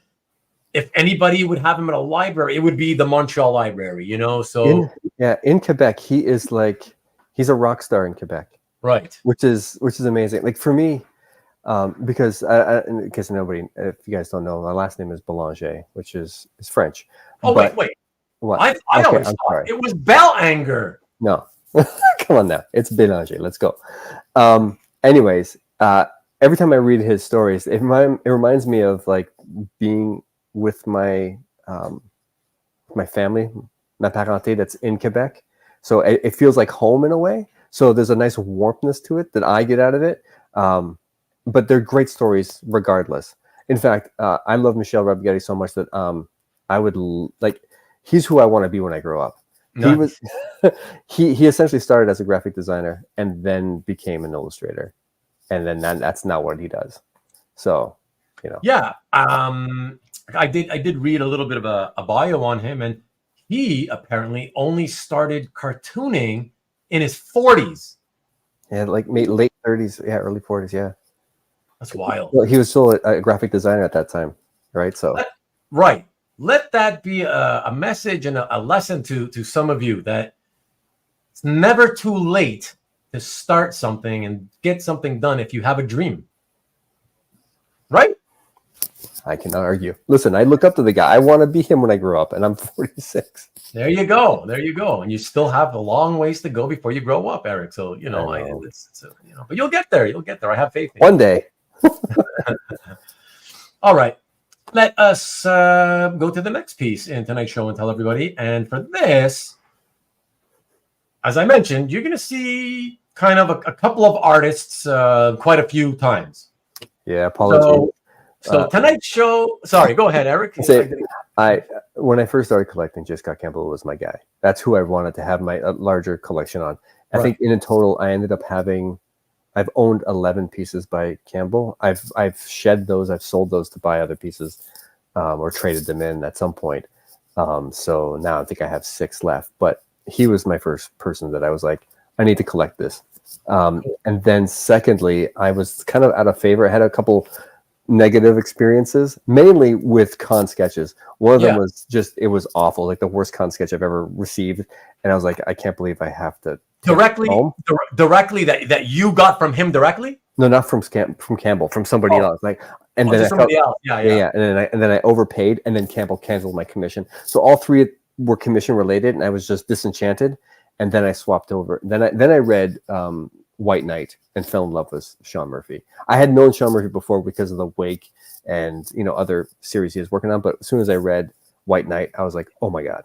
So, for sure. No, that's great, and that's why I knew Karen of all people would love tonight's episode. So it's like a de facto episode in honor of you, Karen. How about that? And I talk about, hey, in all seriousness, you got to have dreams, and dreams don't always need to be huge, unattainable. A lot of us have smaller dreams and they're easier to attain, but you got to go for it. Stop talking about it and do it. That's it. So, Nicole Rubin, I have a dream. There you go. It's perfect timing for tomorrow. There you go, man. There's a hope for me yet to accomplish my artistic goals. Yeah, there's another artist of some renown. Do it. Rich does some nice stuff, and he always posts it on Instagram and in his cap gallery as well. So nice. What's up, Rich? Okay. So as I said, we're gonna go and show this next piece, which is again JCS. Let's take a look at this, shall we? Fairchild from Gen 13. This was a very early play. This was like I think my second or third J. Scott Campbell piece. Cool. I just fell in love with it. I love the Gen 13 was awesome. A lot of people say, "Oh, I love the first miniseries." To me, the first miniseries was Campbell trying to figure out how to draw, and he was. It wasn't to me. It wasn't that great. But when he started doing the regular series, by the time he got into like the double digits, it was like just beautiful. And so this happened. This was obviously after that, where he I think, started nailing the characters. I love the fact that it's on colored paper, so you can use highlights, and then he's got like, you know, the mark or the pencil crayon to highlight the red. Yeah. It's stunning to look at. It's one of those pieces that I've had in my portfolio for quite some time that I just think is just stunning. Yeah, I also love when artists do commissions on colored paper. I just find it just gives it such an extra added bang for the buck. It just looks visually so much more impressive, you know? Yeah, it definitely stands out when you're going through the portfolio and it's all black and white, Yeah. and then you get to a nice, beautiful, you know, in this case here, you know, a pop of green. It's just, your eye lingers on it. Yeah, exactly. I love the green, you know, color of the paper. And I also love how the white highlights just come off of it, you know? Yeah, it's just beautiful. Yeah, so really love it. So this one was done Campbell was there was a point where he wasn't actually prolific. He wasn't doing a lot of work for anybody, and he was doing a lot of sketchbooks. So he had done, you know, a couple sketchbooks. Then he did his faces sketchbook and wanted to do larger pieces. And then this was just before he started doing the tall sketchbook pieces, which I do have one of those as well. But this was just before that. And this has made it into, like, I think Shades of Gray or More Shades of Gray or something like that. One of those sketchbooks. Oh, I see. So that series of pieces that he did that are tall, narrow, and tall. Yeah. Did he actually publish them in that same similar orientation? So it's longer and narrow? Yes. Oh, that's cool. And he was taking commissions for those at the time to basically create that that sketchbook, because he had done. It all started, I think he had done the faces sketchbook, and he had just done a whole bunch of them because he knew that he couldn't get to all of the his like list. So then he thought, if I came to, you know, a show with already a stack of them, then that people will be excited to get those. And that was like my very first Campbell piece that I got was, you know, one of those faces. I've sold that one. That was a heartbreaking one to sell because I really did love that one. But I got this one. Yeah. Right. It's always, you know, the pain is always tempered when the thing that you're having trouble parting with is replaced by something you also love at least as much, if not more. Right. Yeah. So, and that's the hard part, especially when you get I've had, as Ruben mentioned, I had a large collection. I had about, I say large, you guys will laugh. It was like 56 pieces, but now it's down to 23. I've basically gutted it, essentially getting rid of all the fat. So that way, when I look through my portfolio, I want it to feel like it's all killer, no filler. I just want the best pieces that I go, wow. I like that. All killer, no filler. Woo! First time I'm hearing it. That's what I want. I want every time I flip the page, go, oh wow, that's how I want to feel every time. Yeah, for sure. No, it's good. And I've often said, in this hobby, you sometimes have to give up something good to get something good, right? So when you don't have the unlimited funds, that's just what you got to do sometimes. So yeah, it is what it is. All right, excellent. It's the only way I can get new pieces these days. I mean, but you laugh, but honestly, a large percentage of collectors, that is how they do it. It's just out with the old to bring in some new. Mm-hmm. That's how it is, including myself. Yeah, I mean, I don't like constantly putting in new money, you know. So sometimes I put new money, but I try to rotate. Get rid of old stuff. I've enjoyed it enough. I've had it for enough time. Okay, I can sell that. I don't feel so bad parting with that. I'll use that money for this, you know, whatever. In the end, I'm not going to get buried with it. So it's all going to go eventually. So, yeah. And that allows me to keep collecting. That's what allows a lot of collectors to continue collecting is the rotation, you know? Yeah. So, the problem is now now that I'm at 23. No, that's it for you. It's tough. Like you, it's tough, right? Like, yeah, you got to... That's not exactly going to work for you anymore, you know. Miller art tastes great, less filling. That's funny. Okay, why don't we take a look at the next piece in tonight's show and tell everybody. And for this, we will see a new artist, another one of Eric's favorites, and that is check this out. This is a cool one. Cool. Yeah. And yeah, White Knight presents Harley Quinn by Sean Gordon Murphy. I again, as I mentioned, I read Batman White Knight and fell in love with it. Yeah. And I came late to it because the series came out, like the original series came out in 2017, and by the time I got hip to it, it was like 2020. And so me too, I think something like that as well. Yeah, a few years later. Most of the artwork, the really good stuff, was gone, but I got lucky. Because of COVID, he was supposed to have a live show at like a Metropolis show, and it kept getting postponed because of the lockdown. Yeah. And so they ended up doing a live session, like just a web, like they just had, a show and tell as opposed to inviting everybody down. So this piece was there, and I was like so excited. There's 2 pieces from that show that I fell in love with that I wanted to have. Oh, there's probably 5, but I couldn't afford them all. But I made my goal to lock down a Sean Gordon Murphy cover, and this was the first one that I got. It wasn't the last, because I became addicted. It became addictive to get his work. The coolest part is I have a friend who also collects Sean Gordon Murphy work, and there's a video of him actually drawing this particular cover. And I was like, oh my God, this is amazing. So you can see him do her hair, do the badge and her arm, and like it's fantastic to watch. So it's like it was just it may have been like an extra special thing that he did for fans. I didn't get it at the time, but my friend had got this video, so he just shared it with me, and I was floored. So it's like an extra special treat that I got along with this cover. Yeah, it's really cool. The video, though, is it because your friend is the one who had videoed it? No, I think he may have done like a live stream of some sort, but I couldn't find it anywhere. But he had it, so he sent it on to me. Right. Oh, look at that. Marcus says that I love that dry brush. I do. I listen, and we're not going to get into it tonight. But even Eric knows. You guys all know. For me, it's about learning and teaching, if you can, right? And have people learn or know more about the art. I'm very honest about this stuff. You guys know. Well, even when I love an artist, but if I think they have a certain deficiency here or there, or whatever, weaknesses, I'll talk about those too. We won't get into that tonight. But most artists are like that. I can say that about Neil Adams, whoever. Kirby, whatever the case is. I love the dry brush from most artists.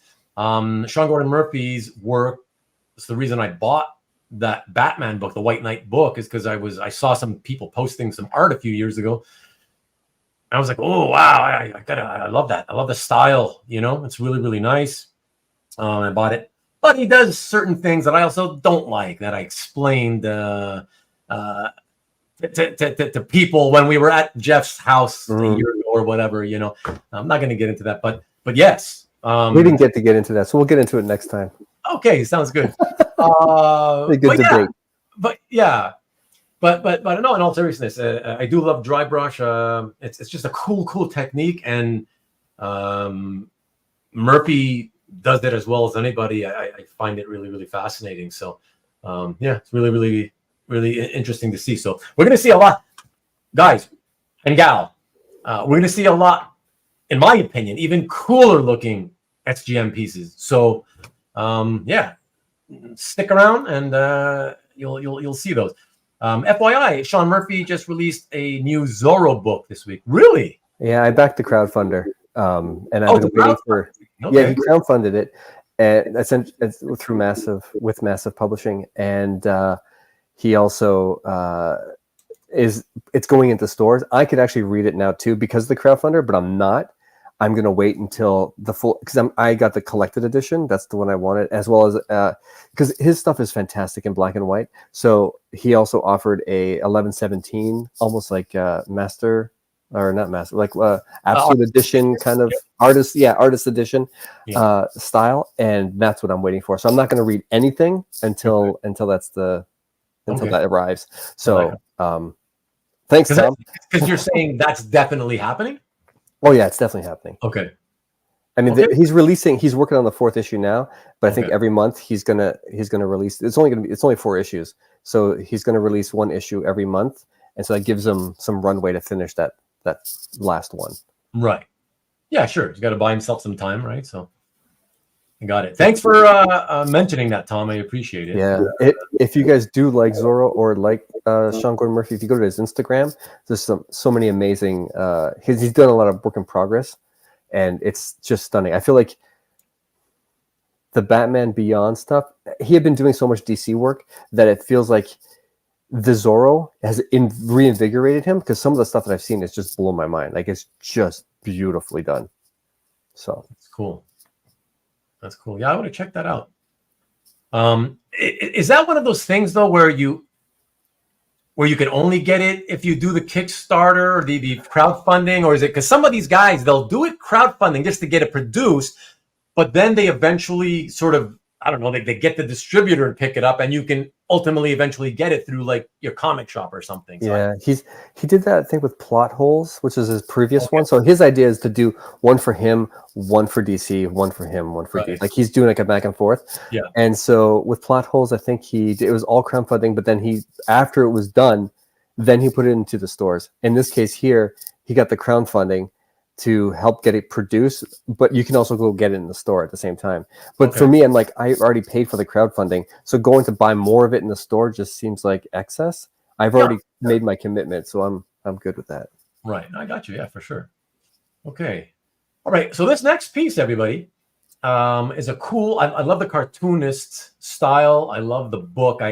We spoke about this many months ago. And it was one of those that I had been telling all of you that, I'd never read it. I don't know, should I? And finally, you all convinced me I should.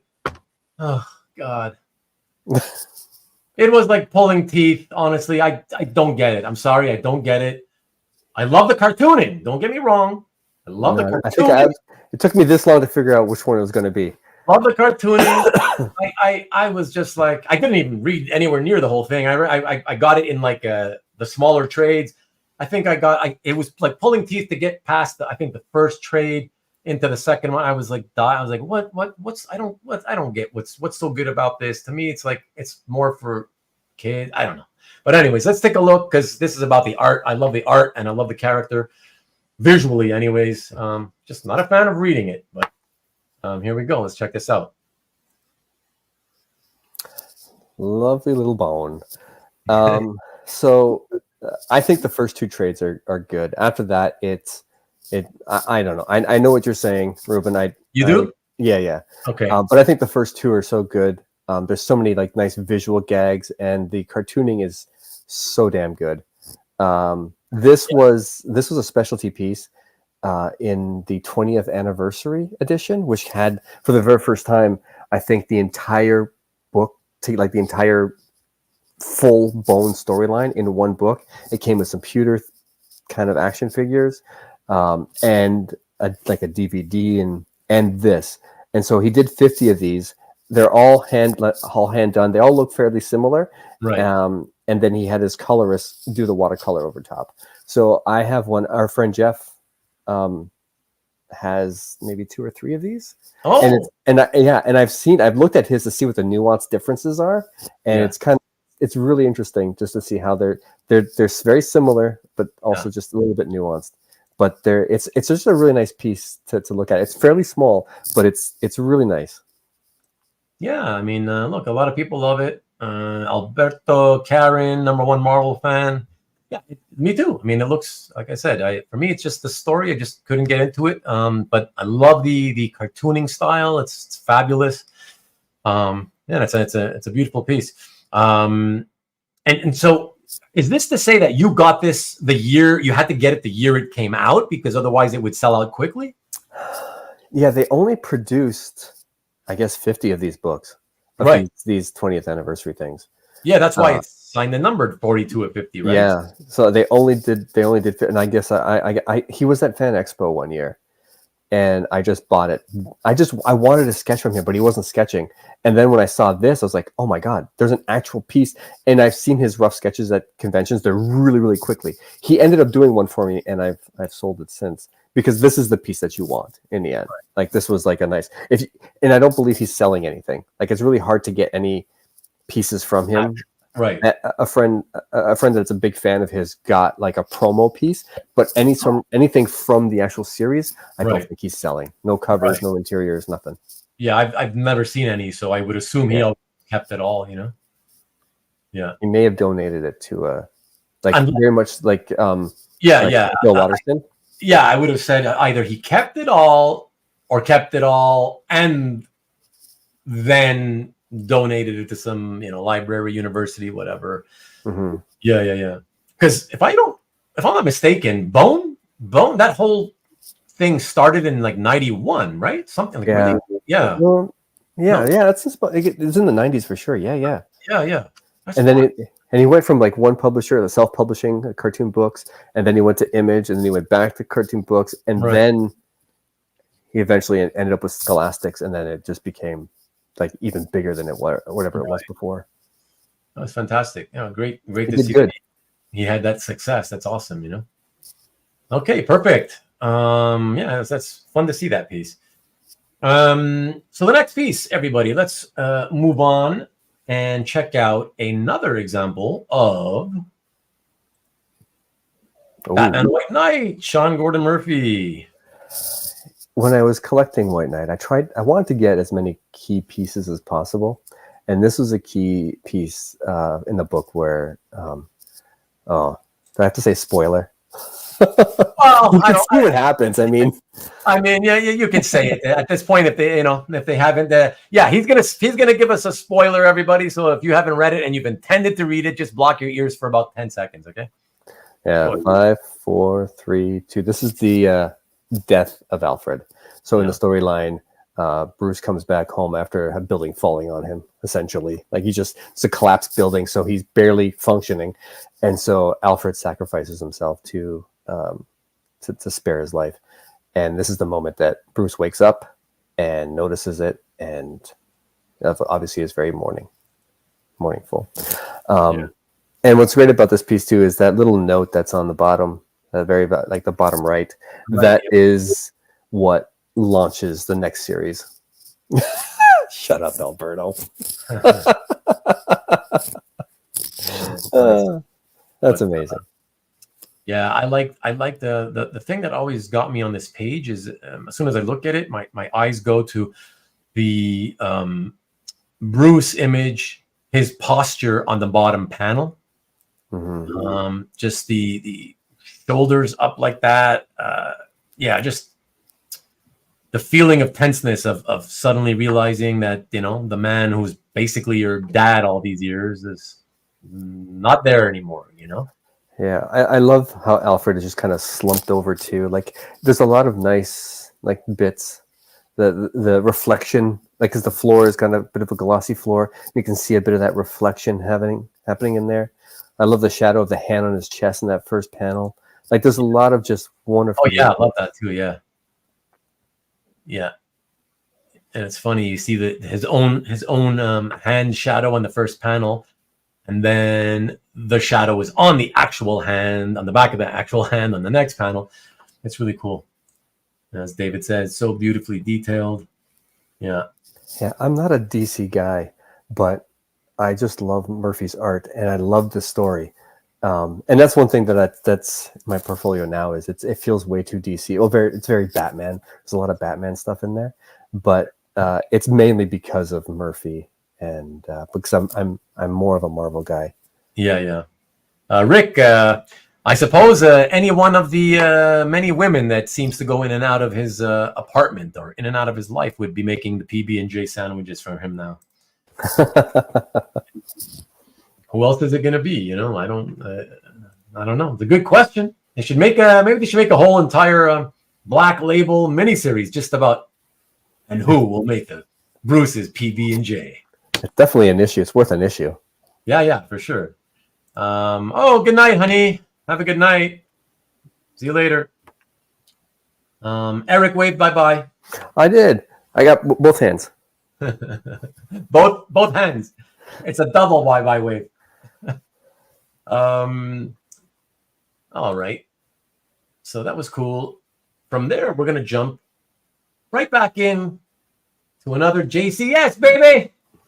Here we go, Karen. It's the In Honor of Karen show. I think this is going to have Spider-Man in it. And next, look at that. And you didn't really know that, but I guess the odds are highly starting to agree that that's going to happen right at this point, right?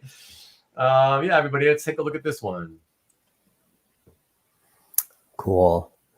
So this is the commission that I wanted when I originally commissioned and got on this list. Tell the story. Tell everybody the story. It's kind of a nice little anecdote. It's kind of funny and it'll because it touches on how some artists just don't have the mental sort of capacity. Like they're great artists, but anyway, go ahead and tell the story.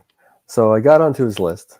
I paid a deposit for it, and I said I said my goal for him is I'd love to have like a Spider-Man and Black Cat swinging through the city, and it was just it's all I ever wanted. And then he did a live stream sketching, and he was showing work that he was working on. By Vivian, and he showed a sketch of this, and I was like, oh my god, that's my sketch, that's my doodle. I can see it. It's going to be amazing. And then it popped up in someone else's gallery. So. The same exact idea, right? The exact same idea. Like this popped up in this exact one. And I was like, what the heck?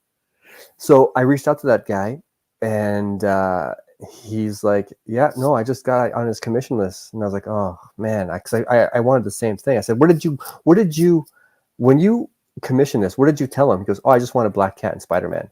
And this is what he gave him. So I instantly thought, oh my God, Campbell messed up. He gave him the wrong one. He gave, like he mixed us up. Because you told me that when you asked that other guy, what did you ask him for? You said to me that he just said, oh, I just asked him for Spider-Man.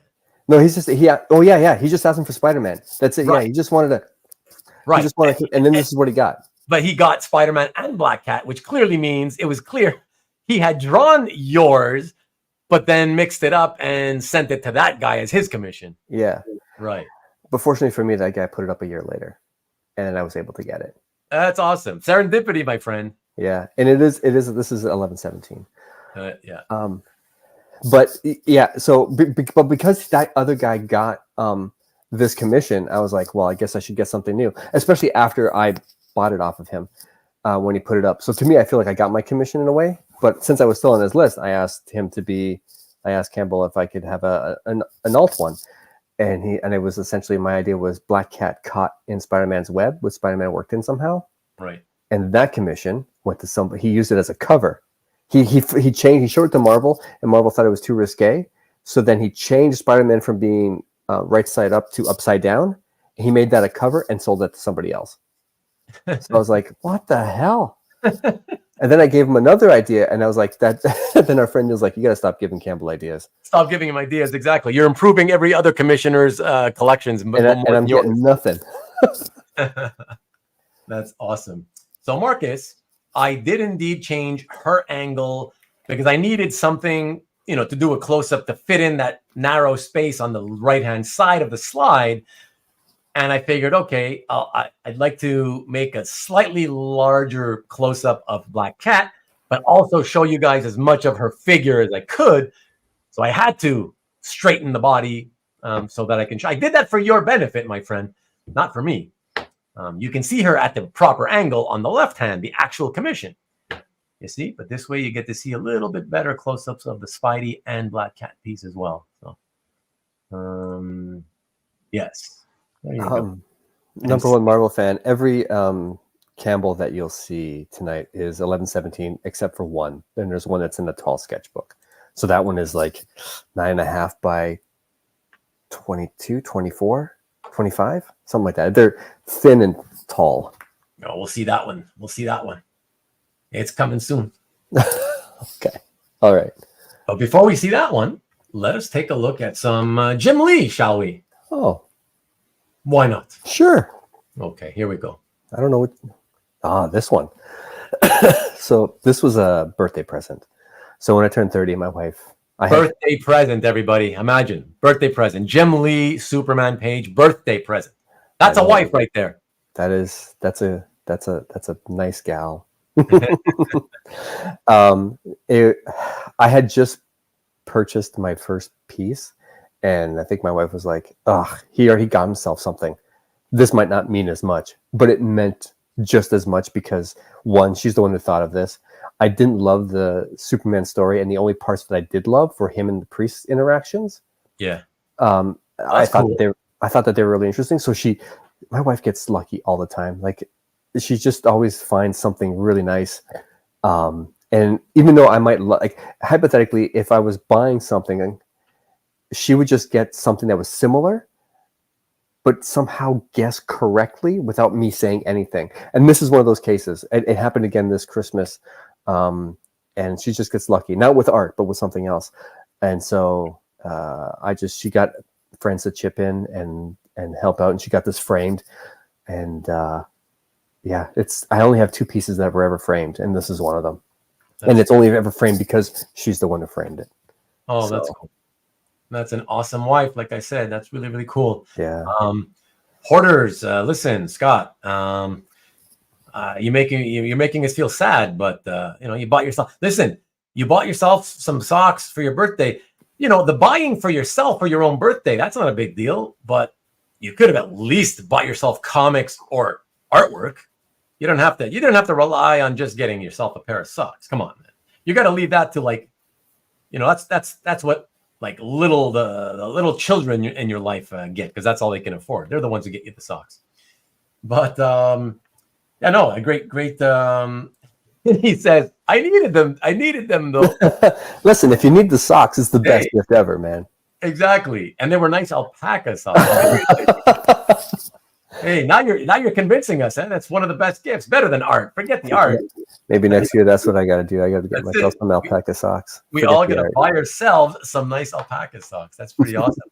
I just wanted to mention, I love Superman, and so for me, I really dig the image of him, the half body image in the second to last panel, just not all in silhouette, because obviously the cape and the chest emblem are fully colored, right? But I love how, and the belt, and I love how the torso and from the neck up, it's all black. I don't know, it stands out like that on the colored version. But I guess you call it a half silhouette on the black and white version. I love it. I love that. But the close-up of the face.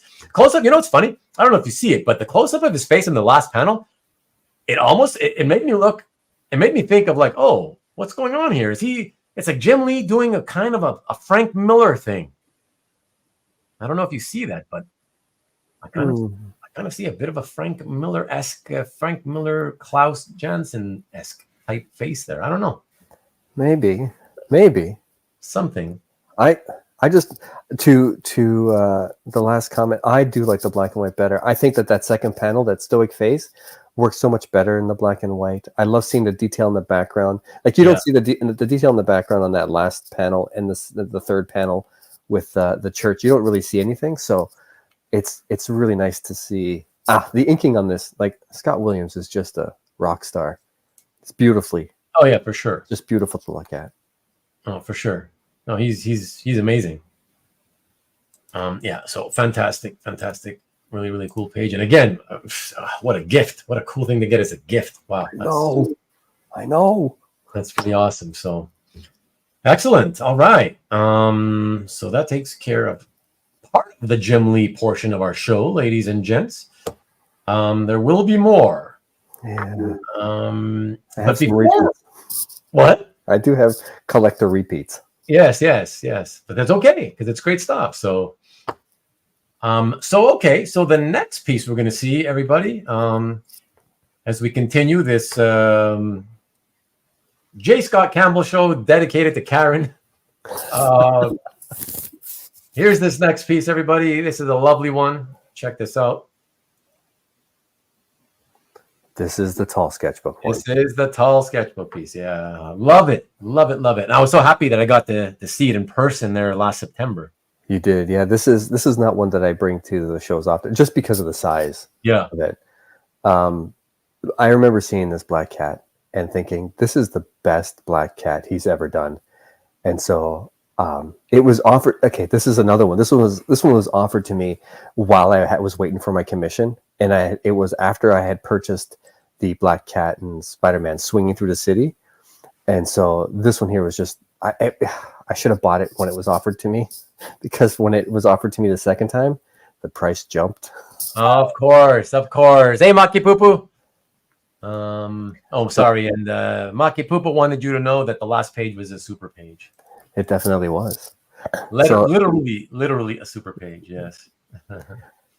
I think this is one of those other ones that's colored, even though the background is. But then you get to have those nice highlights with the white, and it's just, I don't know. It's just a killer. It's a killer page. I love her face on this one too. It's like there's I think between 2008 to about 2012, Campbell's faces were just all amazing. Like, he was just on fire, especially with all the Marvel stuff. It's like he was just starting to get into it, and he had gotten his contract with Marvel, even though nothing was ever put live. But it was just like everything he was doing that was Marvel related was, turning out fantastic. Not magnificent stuff. Karen wants to know, was this one in the tall sketchbook? It is. Okay. It's near the beginning. It's one of the first couple ones. It's my favorite one from the tall sketchbook too. But that's biased because I love Black Cat. Oh yeah. I think I'm starting to get the picture there. Yeah, you'll notice Spider-Man and Black Cat are my two favorite characters. So there you go. Because I cut a lot of my con sketches, a lot of the Black Cat and Spider-Mans are gone. But there's so much of it that you're going to see a bunch of Spider-Man and Black Cat, or Spider-Man and Black Cat together. There you go. Also, I just wanted to put the comment that David says, these pizzas are just getting better and better. Now, I'm the producer of these episodes. David, you could say it's a coincidence, or you could think maybe there's some purposeful placement, among the selection. It's up to you. I'll let you decide which one of those two it is. But they do get better and better. That is for certain. I think so. You haven't pulled out my favorite J. Scott Campbell yet, so how's that? There you go. And you haven't pulled out my favorite Murphy yet, so there you go. See, I'm getting there. I may not get there exactly when you would agree to, but at least I'm getting there, right? It's going to be close, at least, right? So if it's not exactly, it'll be close. So excellent, everyone. Let's take a look at the next piece, why don't we? And that's Murphy action. Oh, that's a Murphy one. So yeah, I was actually going to save this one for later. You can. Only because I like to go in order. That's cool. Because most people, they still want to see the characters, blah blah blah. But anyways, whatever. I want you to talk about this, and you and I are probably going to love it for the same reasons. But let's take a look at this Sean Gordon Murphy piece, everyone. Yeah, I mean, come on. Really? Yeah. This is him showing off, I think. Yeah, you don't need a guy in a costume to appreciate this. You know what I mean? Looking at that library, like the colored version, it's nice. But when you see it's okay. It's okay. When you see that black and white one live, and you can see the different tones with the ink and all the detail that's there. Like there's the spiral staircase, which is just stunning. And then there's the books on the shelves, and they're not all perfect. Some are tipped over and whatnot. There's actually like a ladder in between the first two stacks on the right. So there's that extra added detail. There's a bunch of books open. There's that chair. There's a map with actual map, continents and whatnot on it. There's the Joker. And then in the background, if you look even further, there's a guard and a safe. And then there's the balconies. Like it's just wonderful. Like it's amazing. Yeah, it's amazing. Absolutely. And David, I have no apologies needed, my friend. No apologies, and I'm glad you think it's stupendous because it is. It really is. I have mentioned to you guys, and I don't mean to use this purposely as a reason to plug, but I mentioned to you guys not long ago that Mike Perkins was working on a Batman book.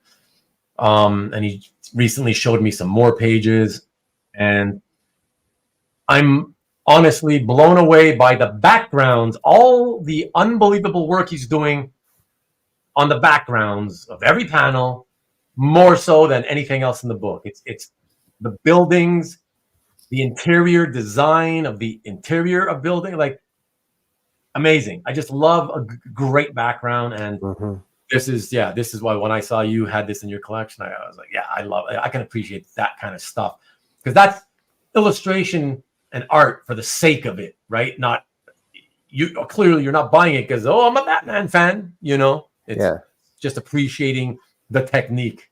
Even if there wasn't a Joker in that thing, and you can hardly tell a Joker's in there, and Right. you can get rid of everything else, I would buy it just for that. That environment is just stunningly rendered. Listen, to sort of add to that, I would say, and of course, this is not going to happen because it's still one piece of a full story. But if that had been designed and drawn for the sake of somebody's collection, I'd be like, okay, get rid of those extra panels. Like, I don't care if the Joker's in there. Like, I would rather have seen it without those inset panels at the top, right? Let me just see the one library image, and it's just gorgeous. That would be amazing. Like, I was like thinking, like the one thing that I'd love to see Murphy do more is just do a splash page, right? Just do, because that page there, it's such a beautiful rendition of that room that you just everything, you would soak it all in. Everything would just get you down, and then look at Joker, and that's all you would need. It's if he had just done that, it would have been great. It's still a fantastic page, and there's a story to be told. But you're right, like it's such a beautifully done page that you almost want it to just continue. Yeah. Because you're so taken in by just the illustration of this beautiful detail in the library. It's just a library, right? But you're taken in so much by it that it's like the inset panels actually distract from it.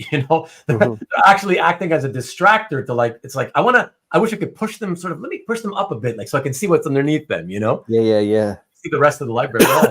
This page is actually like almost a precursor to a page you're going to show later, which is a cover the last cover that I purchased, that I got it, and it gave me the same vibes as this page, except for there were no panels because it's a cover. Right. All right, we'll get to it.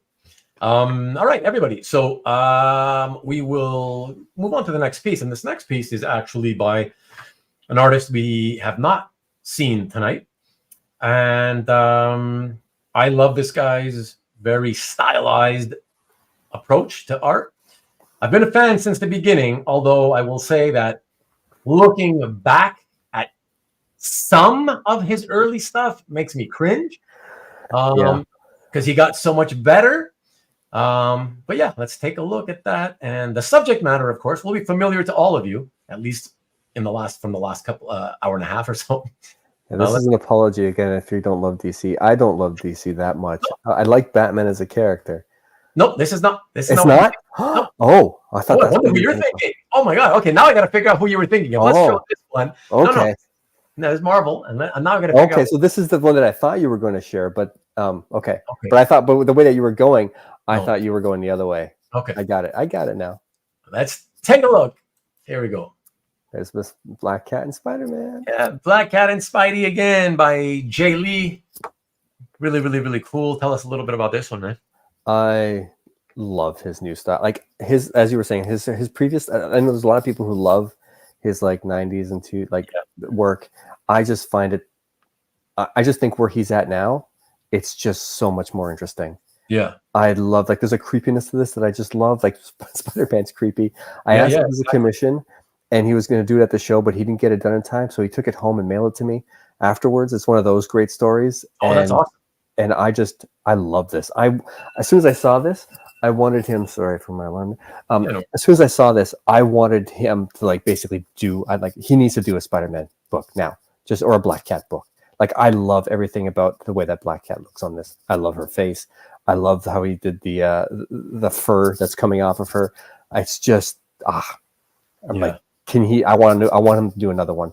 And I was gonna talk to him about doing another one, but he canceled his last Fan Expo appearance, so Oh, did he? Okay. yeah, so I didn't get a chance to, but he's still on my list to get another piece by, because I just loved what he's doing now. Here we go. Alberto just picked up a Thundercats #1 cover. Oh, it's probably awesome. I haven't seen it yet. I'll have to look at that. Yeah. Hey, what's up, Gil? Artwork greatly improved. Absolutely. Yeah. He's continuously improved throughout his entire career. So that's really, really cool. And I just wanted to say, Marcus says, beauty mark. Well, I would like to say, let's just call it a mark. How about we just call it a mark? I don't know. I don't know about you, Eric, but like, it's weird that those things have always been called beauty marks when, like, I don't know, like sometimes, I don't know, I would rather that it wasn't there. But on some people, it like they're not the same if it wasn't there. You know what I mean? I'd like to know. I guess what I'm trying to say is they're not always beautiful. Let's just say that. So that's what I'm trying to say, It's kind of I just find it a misnomer to always call those things beauty marks. So that's why I'm making the little joke. Hey, let's call it a mark, I don't know. But interestingly enough, I believe that's just a touch by Jay, right? Because I think I've never seen her with one. Yeah, I don't remember her being drawn with one. So I like the addition. Yeah, like, I'm okay with it. It's like, but I also love just the way he did her face. I love the way. Again, I love everything about it. Yeah, no, love it. Yeah, and I love that. Some people might think that let me just show it quickly again. Some people might think like, well, what? That's kind of a weird pose. Yes, you would think that, but it's all about composition. That's the whole point of the arms and the legs going the way they are. It's all about the composition. That's a beautiful composition because of how he splayed her arms and legs. So there's action in a way, and some of the stuff can get a little sloppy at times, but the sloppiness in here in like on her torso and stuff. Yeah, it's just gorgeous. I love it. That's why, as you can see, what I decided to focus in on the close-up, it's that part, because I actually love that stuff, Yeah. And the hair, like his hair, it's so good here. It's like flat, but but has volume at the same time. It's amazing. Yes, absolutely. Alberto is telling you. I just saw that. Okay, had him on show Friday. He was ready to take commission, so reach out to Nick and he can help you. Okay. I may have to do that because I want. Part of what I'm trying to do is so this is a 9x12, and I have a portfolio, and my goal is to fill that portfolio, just to have one portfolio, and that's it, of 11-17 pieces. So I love this piece so much that I was thinking about just leaving it as is, but I would love if I can get another one that's 11-17 by Jay. Yeah, that would be heaven. Well, I think Alberto is probably giving, because I don't know if you saw what else they're talking about there, but no. It's true that Jay has been one of those guys who, he's got a reputation for not being reliable at times with the commissions. But sometimes, if I don't know, with Nick, it might be, yeah. I mean, I found I found it to be fairly reliable. I mean, he didn't finish at the show, and he sent it to me later, and but it didn't take him months and months and months. It was like just a month or 2 months after the show, which is reasonable. I mean, he got home, he still got stuff to do. It wasn't a Campbell situation where after 5 years he canceled it, Yeah. Oh, and the way he's doing it, as Marcus reminds us, first of all, he's not as bad as other artists. That is true. He can be bad, but not as bad as a lot of them. But he's saying Nick is handling the invoicing too. So at least if anything does go wrong, he'll try to do what he can to take care of it, whether, and Nick's the type of guy, I know this, if it got so bad that, somebody was super like frustrated, whatever, he would refund you himself out of his pocket and take care of it with Jay himself, kind of thing, So I would say this is a pretty good opportunity. If there's still spots available, I would reach out to Nick. I would do it. And I'm not even a commission guy, but yeah, for those reasons we've talked about. But I would, if you want to take the shot, I would say reach out to Nick if you're in the market for it. I don't know if he'll be doing some Black Cat Spider-Man covers anytime soon, so the commission, I'll take it. Right. Did you guys know? I just wanted to bring it up real quick before we go to the next piece, everybody. did you all notice in this weekend's Heritage Auction that one of those pieces where he recently, a few months ago, a couple of months, I think, he did a series of modern in terms of, I don't know, from the 80s onward, cover recreations in his style. And the Wolverine one from, I want to say, X-Men 207? Was that the issue number? Sounds about right. I don't know, but I know he's done a whole bunch of them in the last scratching at the cover paper down like that. Anyways, I think it's X-Men 207. That one sold at Heritage for only like $860 or something. Wow. Yeah. And I think the cost originally was like twice that or something, maybe $1,500 or something like that. So I don't know, but I was like, wow. So I bring it up just because I was so shocked. I was like, interesting. You know, a lot of things are still going super high, but then certain things are going shockingly lower than you would expect. Though it's an interesting market right now, you know. Just in case, Nick, if you're catching up, Ruben just shared a Jay Lee Black Cat that I'm in love with, but I'd love to get a 1117. It's a 9x12. I'd love to get a 1117 commission by Jay Lee of Black Cat Spider-Man. You know what, Eric? I will put you and Nick in touch after the show if you want. Cool. Okay. Yeah, let's do that. All right, Nick. So in case there you go. He heard you. Sure. Excellent. And I'll put you in touch just so you can handle it with the email. We can take care of that. Look at that. Thank you, sir. Awesome. Bringing people together. Yeah. Okay. Now, okay, you know what? So before I show you guys the next piece, might as well go ahead and do the giveaway. Why don't we do the giveaway for a copy of your awesome book of comic strips, Bob's Market? Should we do that? There we go, everybody. For those of you who are here and weren't here earlier in the show, this is a book that compiles a whole bunch of strips of Eric's very own, created, written, and penciled and inked and colored comic strip called Bob's Market. And so I figured I'd give a copy away real quickly for those of you who were not here. Just let me quickly show you a couple of close-up examples. There you go. Look at that. No, this is going to be better because this is going to be like with some light on it. Look at that. Wow. Cool. And it's nice and big, too. I love that.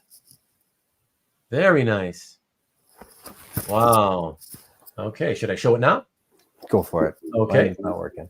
So there you go. There you go. For those of you who weren't here at the top of the show in the first 15 minutes or so, that's one of the dailies. It's a good, really funny gag that I certainly relate to as a fan of Nesquik cereal.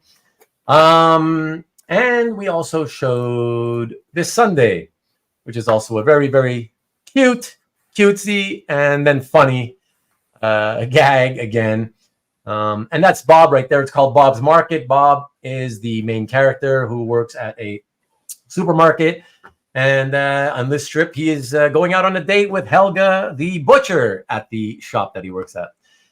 So very, very funny stuff. And as I said, we're going to give away the second volume of the book that Eric produced. And we'll do that for fun. What the heck? Why not? So if you haven't done so already, I'm going to give you a minute or so. If you want to be entered into the draw to get this shipped to you, just enter hashtag Bob, B-O-B. Okay? So let me jump back into the chat, everyone. I'm sorry. And let me do this so you guys can copy exactly what I'm putting there. So yeah. Hey, Jewish Dragons. Look at that. You popped in. What's up, sir? Lovely to see you. Oh, Comic Art Boston. Look at that. Just in time for you to pull the freebies. Look at you. Look at you coming in for the free stuff. I know you, you little rapscallion. Good to see you. And anybody else new came in the last few seconds? Hart, you're still here. That's cool. And okay, no, I think that's it. Okay. So anyways, yeah. So look at that, Eternals. It's like some of these guys have like radar for knowing where all the freebies are going to be given away on every channel on YouTube, you know? Nah, they just came into the middle of the show, and they know that's when the good stuff starts to be shown. That's all. And you just happen to be doing this now. But at least Comic Our Boss, he admits he's shameless. At least he admits it. So that's good. I like honesty is what I appreciate. So I love it. Hey everyone, what's up to you, Jewish Dragons? Yeah. So type that in, everyone. Gil, excellent, good job. What else is there? I think that's it. Let me check. So we got 29, 30 people. And okay, there's still approximately 8 people who have been here earlier in the evening or are here now who have not bothered to put in. Stop shaming people. But again, you don't. I know. See, this is how bad. Something for free. Yeah, you're trying to promote, and I'm saying no, it's okay. No, but in all seriousness, hey, listen. Like I said, I typically will enter something if I'm watching a show, and I'll enter. But if I win it, I always give it to somebody. I just want to win. I like winning at anything. I'm a competitive person. I just want to win, and then I let somebody else get it or whatever. I don't care, But yeah, if somebody, if you don't want it, if it's not your thing, that's okay. You don't have to enter. I just want you to say if you want a chance to be entered for it, put #Bob right now, because I'm going to do the giveaway right now in the next few seconds. Okay, that's hilarious. And listen, Cab.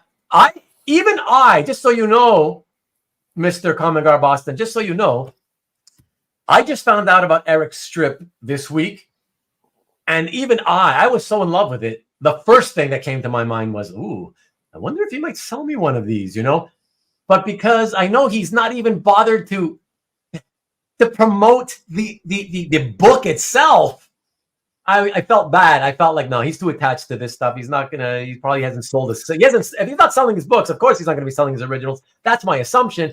So I'm not selling those, but I do have those. Wait, which are those? What do you mean? This is the originals. This is an original. Yeah, it's the original, but you're not. But you're not. You've never sold your originals to them, have you? No. That's what he's asking: is if you sell originals. And no, I don't. To the point. If I'm not even promoting this, there's no way I'm even promoting those. And that's what I'm saying. That's what I'm saying. But I guess more specifically, just so we know, for Cab and Mai's interest, would you sell them, or you're just too attached to them? Probably too attached to them. That's what I thought. There you go. At least I asked on your behalf and my behalf, Comic Art Boston. I was trying to hold back because I felt like I didn't want him to feel pressured. But you asked, and I figured I had to show him the question. He might as well. And everybody knows now. So I am not TJ. You know I am not. But I try to do things so nice for people. And these guys are always like razzing me all the time. The Win Instigator. Exactly. That's a pretty good one. #Bob. Good, Dan. I don't know what took you so long. Now give me shit. Why don't you for telling him that I asked him why it took you so long? Why not? You rag on me and jump on me all you want, everyone. I'm used to it at this point.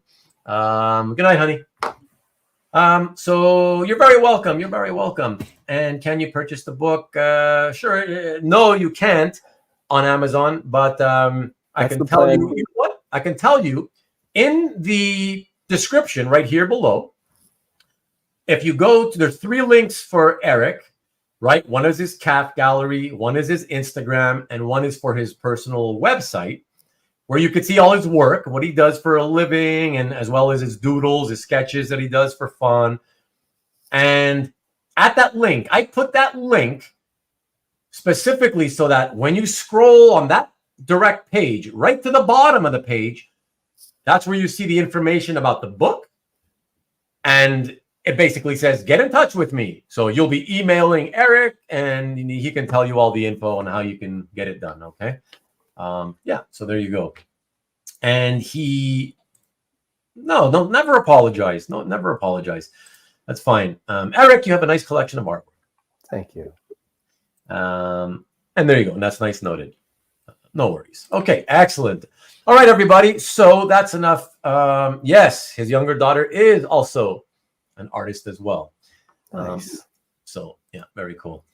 All right, so everybody, so we were okay. So 25 of you have wanted to do this. So let me share the screen right now so you all can see this. You are not being disruptive. Don't worry about it. Don't worry about it. You know, I love having you here, and you've been very sorely missed, to be honest. It's been a long time since you've been a regular here and could hang out with us. So believe me, I'm happy anytime you can drop by. Okay, so let me see. So share screen, everyone. Share screen. Let me see. Share screen. Eric, can you confirm you see the new screen? Yes? I do. Okay. All right. Excellent, everybody. Here we go. And I'm going to click the draw button. And let's see who wins this. All right. Here we go.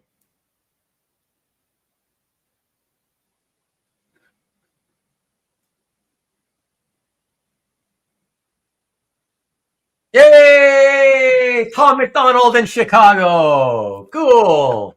Congratulations, Tom. Congratulations, Tom. That's really cool. So there you go. Awesome. So that was fun. I appreciate that. Thanks for allowing us to do this, Eric. That's pretty neat.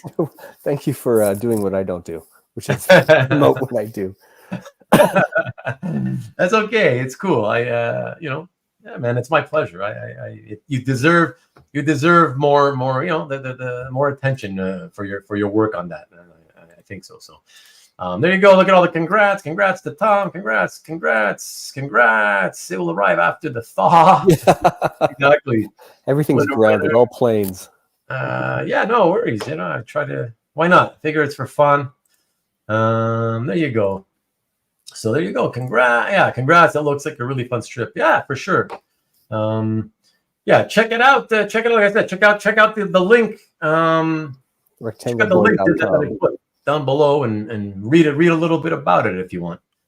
And then order a copy. And don't pay attention to any of Eric's pricing on his website page, because that is, first of all, Canadian dollars and from like 4 years ago. So yeah. Just, I'm sure it won't be too much more. It's probably, I don't know. What do you think? Roughly $22 or something? I don't know. What would it be? No idea. I was going to do a, when we send out Tom's, I'll probably find out then. Rigged.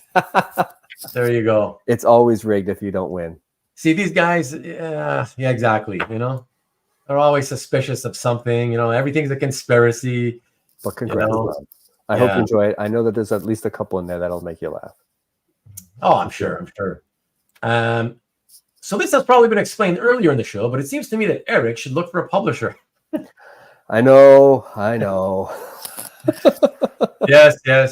Well, yes. Once I'm finished book 3, by the end of the year, book 3 will be done. I will have a book 3 done by the end of the year. Once that happens, I will be looking into. I'm just too focused right now to. It's like gotta ink. Yeah. So there you go. So 2025 is when we hope to have it all finished up. Yeah. And beginning to get hopefully promoted in some way, Yeah, I'm telling you, I look, I haven't read it yet, but just the few that I've read, I thought, okay, this is definitely good enough to be picked up by somebody who could, push it out there and distribute it, get the distribution, ultimately through whether it's, one of the, diamond type distributors or whatever, but it's definitely worthy of that. I can tell you that. Well, thanks. So you're welcome. So we'll see. Yeah. Look at that. Professional. I try. I mean, I'm a graphic designer, so I made it look like, it's a thing, it's got a spine and everything, yeah. It looks nice. That's why. Yeah. And you know what, Eric, how we're going to move an insignificant amount of copies probably, but still it's the beginning of trying to get the word out. You know what we're going to do? The next time we go to Jeff's, I'm going to tell you, I'm going to run it by him first. He'll be okay with it, but obviously it's his house. I have to run it by him, but I'll run it by him, and then he's going to be cool with it. And then you're going to bring, a couple of dozen copies of the book, and we're going to tell all the potential attendees to the gathering about it. and hopefully people will buy, at least pick up some of the copies there. That'd be amazing. I have given a copy to Jeff as a thank you for inviting me to those. Oh, cool. Yeah. So he has his own. Oh, okay. And you should have signed and personalized the copy. I don't think I did for him. I should have, though. Exactly. But you should, for me, just for being such a cool guy, and for appreciating the book. But I'm still gonna buy. You see, so that's just because I usually put a little doodle or and Bob saying something to you. But in all seriousness, it's something that you might want to consider. I know when I don't know, were you there a couple of years back when Dwayne Murray? For all of you who might remember, Dwayne was my guest on a show and tell several months back. Anyways, in 2023, he created his own graphic novel, his first original graphic novel called Better Place. Were you there when he brought a bunch of copies? I did. We did a swap. He gave me one for free. I gave him one of these. Yeah, cool. Yeah, we had a conversation, a side conversation. I think maybe it was because we were sure or something like. Somehow I got hip to it. Okay. And I just had a side conversation with him about, I said, hey, I have a thing, you have a thing. Do you want to do a swap thing? Oh, cool. He said, cool. Yeah, that's cool. Yeah, and he, because he mentioned it to everybody, he knew that Jeff had helped him sort of, in advance to let everybody know that, hey, Dwayne's going to have some copies of his book, his OGN at the meeting, everybody already kind of knew in advance. And so he personalized everybody's copy, so that's kind of nice, so you can do that as well, right? So everybody, sorry, getting off track a little bit there. Totally off track. I appreciate the patience. Tom's at a bookie riding this winning streak. That's why Tom's not here, or maybe he's in Chicago. Maybe he's busy on the street getting shot. Oh, maybe that's a little too off color. I don't know, but no, Tom, at least Tom listened to me, and hold on, you know what? This is how do we prove it? We can go, I can start typing his name in the chat from the YouTube, and if it starts highlighting, that means and it does highlight. Okay. So that means that's cool. That means that Tom, even though he's left the computer, he did what I asked him to do, so that to make sure if you win or if you might win, at least you'll still win by being logged in. So he did what I asked him to if he had to leave. So at least that. So he still wins it and he still gets it. So there you go. TJ singing to you, I think. Eric B is the lone inker. Gotta ink. Is that what song is that supposed to be? I'm not getting it, but okay. Professionally focusing on finishing irking thing. Oh, thank you, Nick. Thank you for clearing that up. Yeah. Thanks, Rick. Yeah, I'm glad you enjoyed Better Place. Yeah, that was a beautiful story. If you like, it warms the heart. I like that kind of stuff. I purchased a couple of copies of Dwayne's book. Oh, you did? Wow. Well, that's awesome. And I believe Tom has won a few times on multiple. He has. I will admit, I've seen him win. I've seen him win on Nikki B's show. So at least twice, I remember, at least. So yeah, I don't know. That's why I got to be honest with you guys. I don't really like this giveaway tool that Nick and I use, because it comes with this software that we use for streaming from StreamYard. I don't like it because I've noticed way too often it seems to pick the same people over and over. Too often. So I don't like it. To me, it feels like the programming is a little glitched, but whatever. So everyone should just change their name to Tom. What's that? So everyone should just change their name to Tom. Change the name to Tom. There you go. Yeah. I think you got to leave. Are you leaving? Eric, all the best with your book. I'm confident that, that will be published and will do well. There you go. What else? Nah, look at that. See, Tom Kazalovsky is also in Chicago. See, imagine two Toms from Chicago. Sorry, Tom. I wish I could say it was you, though. Yeah. But with that winky, tongue out winky, I know you knew it wasn't you. But Eric, sorry, that's the one I just put. Moral of the story: always listen to Ruben. It's not true, but you should. You should. Thanks, Nick. Ruben, tell you that I'm only interested in purchasing really nice art. That's a compliment to He Eric. does have great. I follow you. You have a great collection. Yes, for sure. Team to the Lone Ranger, William. Oh, okay. The William Tell Overture. Thank you, TJ. That makes sense. Yeah. You and your rig, whatever. I love that you're just stoking the fires afterwards. Yeah, exactly. Whatever. That's it. Go back to showing art. yeah. Let us get back into it, everybody. We shall. Thank you for participating, everyone. And let us continue with the show and tell. For the next piece, we go back to Sean Gordon Murphy. Check this out.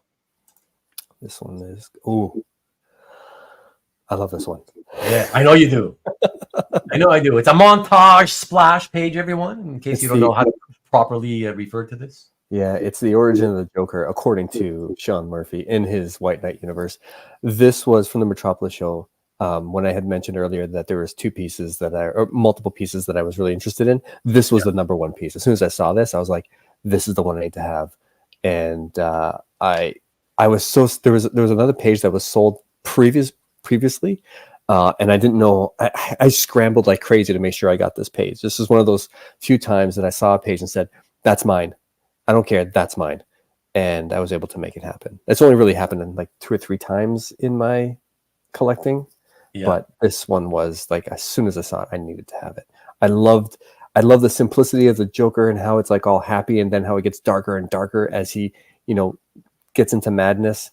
I love the, why don't you love me? Like the complicated relationship with Harley Quinn. Yeah. It's just so good. It's just so good. And Joker does have mucho thigh gap. Yeah.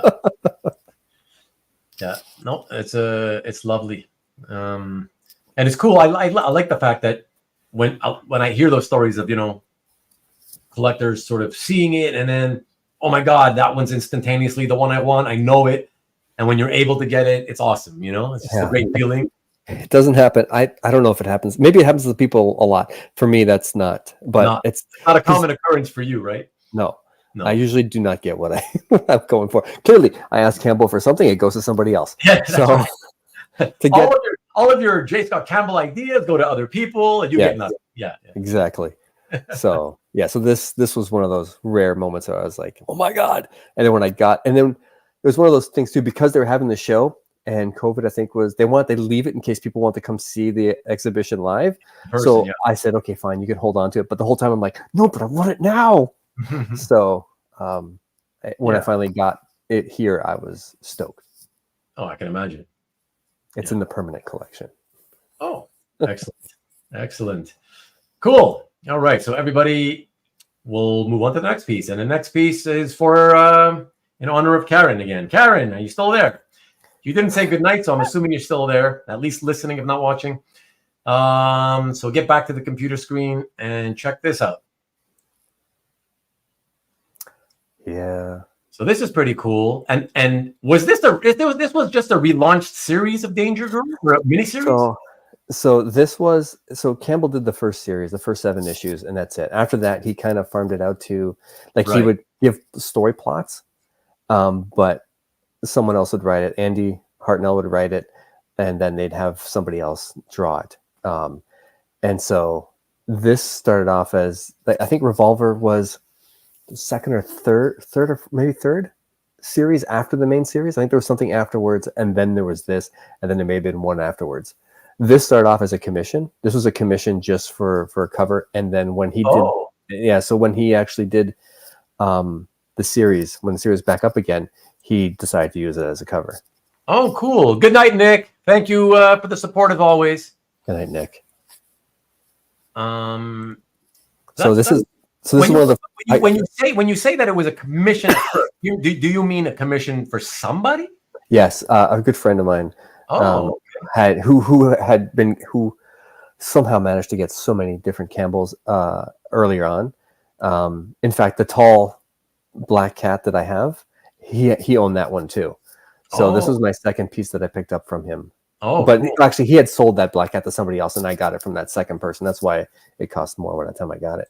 But this one here, he got it, and then he ended up selling it to me. I got it just because I love Danger Girl. I never thought that I could actually own anything Danger Girl related that was published. Right. And so even though this was a commission, when he sold it to me, he said, just so you know, this is going to be a cover. He was like notified, Campbell notified him that it was going to be a cover. So cool. I was like, oh my God, that's so cool. So now I actually own a Danger Girl. So. Oh man, that is really neat. Very, very cool. Yeah, that's a nice way to get a Danger Girl. Yeah, it was accidental. I was thinking I'm just buying a commission, but I ended up buying a cover. So yeah. There should be like a sequel to that movie, The Accidental Tourist. That should be The Accidental Comic Art Collector, featuring you. The most boring story. Your ever. story. Oh man. Yeah. No, that's very cool piece. I love that. Oh, nice long comment. Insightful as always, I'm sure. Artwork from Sean Gordon Murphy and J. Scott Campbell represent two significant gaps in my collection. Many congrats on your excellent pieces by these artists. Yeah. Thank you. They represent gaps in mine too, but they're the gaps that I collect. Yeah. There's a bunch of stuff in between that I totally missed out on because I kind of dropped out a bit and then I came back in. There you go. But let's when you got as many as you do, still, Eric, you don't want to make people like Comic Art Boston, who, for whom it is an absolute 100% gap, most likely, feel bad because of. Oh no, I'm not. I know. I'm yanking your chain. Don't worry about it. Listen, I'm obsessed with both of them, so that's why I have so many pieces by them. Yeah, there you go. Okay, that was wonderful. Everybody, take a look at this next one. This next one is actually by an artist who we have not seen tonight. Imagine that. So this is the first one by him, and it's one that Eric, you got recently, and I know you're totally stoked about it. So might as well tell everybody why you're so stoked about this one. And he's an excellent Canadian artist, baby. Oh, I love this. This is so good. I bought this. I just saw this and went, oh my God, this is stunning. The fact that it's a cover is even better, but I loved everything about this. The background is what sells this, and all the little nuances. When I was this is the one I was referring to when we were looking at the Joker page. It's like, it's got so much in that background. Like you can see how it's wonderfully framed, and those items that are framed, like I just love looking at the nuances of that. There's a air conditioner on the left that's just like really, really cool looking. There's a corrugated roof on the right that's really neat. All the wires, the background of the buildings that are kind of falling apart, and then the apprehension of the characters kind of going through this apocalyptic scenario. It's just beautiful. And then in the colored version, the glow of her sword and how it's just illuminating. It's just beautiful. I just fell in love with it right away. This is one of those moments where I actually bid on this, thinking I wouldn't win, and no one else bid. After me, and I was like, wow. Yeah. But you know what though? But that's not shocking, actually. So where was the auction? Comic Link. Okay. I think it was Comic Link. Yeah, it's not shocking because again, most collectors, the vast majority, to them, this is a bad example of, let's say, an all new X-Men cover because it only has two characters and they're both tiny. It's all background, right? Most people just want the characters. That's what matters to most people. So it's not shocking to me that this is the type of cover when it comes up at auction, that if you are somebody who appreciates backgrounds and will buy artwork specifically for them, to me, this is the kind of piece that I would expect you would be able to get at a good price because of how most other people don't like this kind of stuff. You know what I mean? Yeah. Like, I just saw this and went, this is one of the coolest all new X-Men covers. I mean, I like the first one, like issue 1, because of the significance of it. And then there's like one in the snow that I thought was great. But then this one here just is so different. And it's just, I don't know. I just love the mood. I love the visual storytelling. I love the detail. It's just, I don't know. I'm happy no one else bid on it because it gets to be mine. Yeah, for sure. No, there's nothing better than being that last bidder and nobody else comes in and pushes your price up, Yeah, I mean, that's what usually happens to me.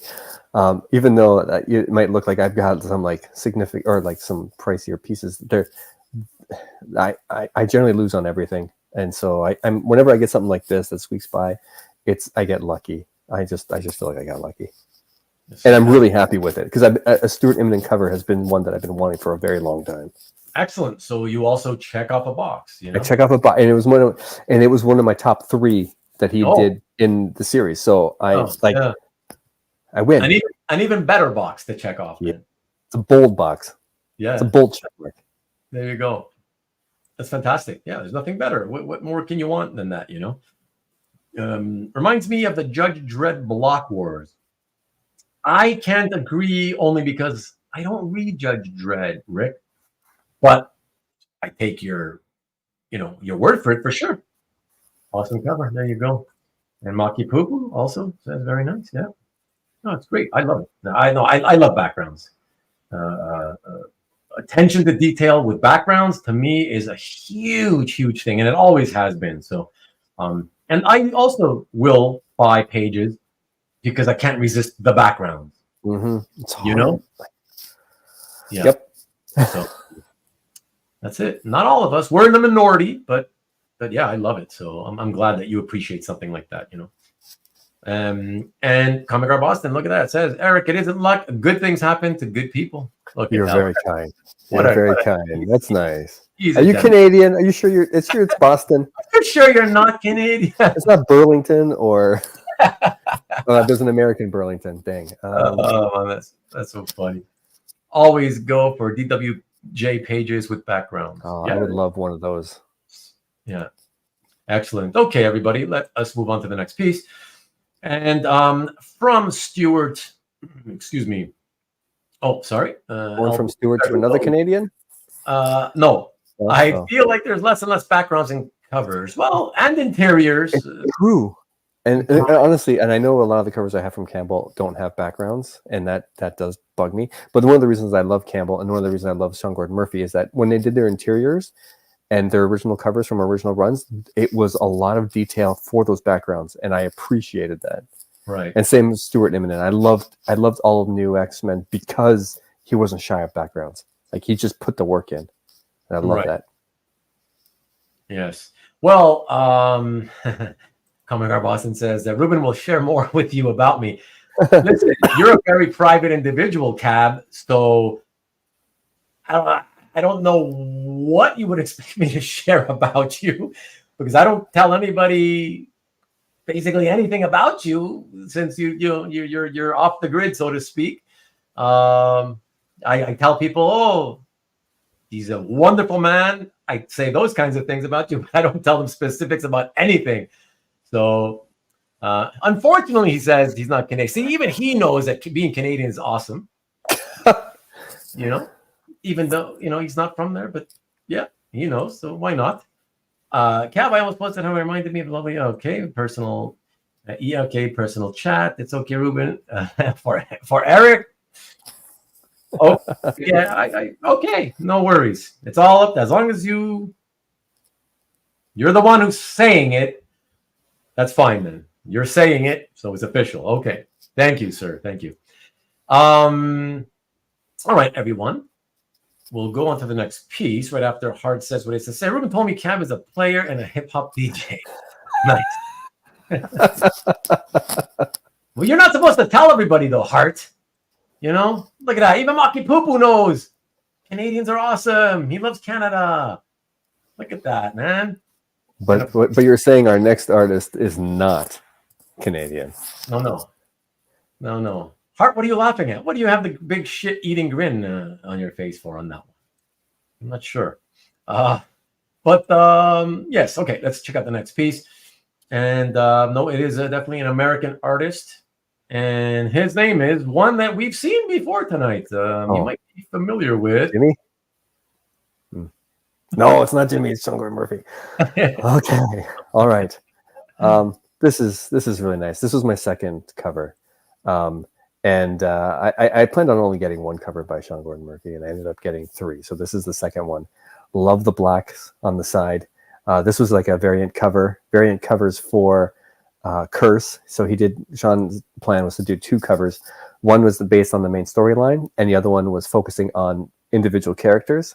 So this one here is obviously Harley, but there's a tiny Joker in the background, and then underneath her foot in the reflection, there's a nice reflection of Jack Napier. But I just love the composition on this one. You know, like just the way that it's framed. Yeah. It's really nice. Yeah, that's what this one's all about. This one's all about composition and the framing of the characters. So yeah, very, very nice. And this is one of those. Sorry, go ahead. So this is one of those pieces that's not 11 by 17. Oh no. So no. So this is the one that I'm getting framed, so that way it doesn't have to go in the book. Oh. The portfolio.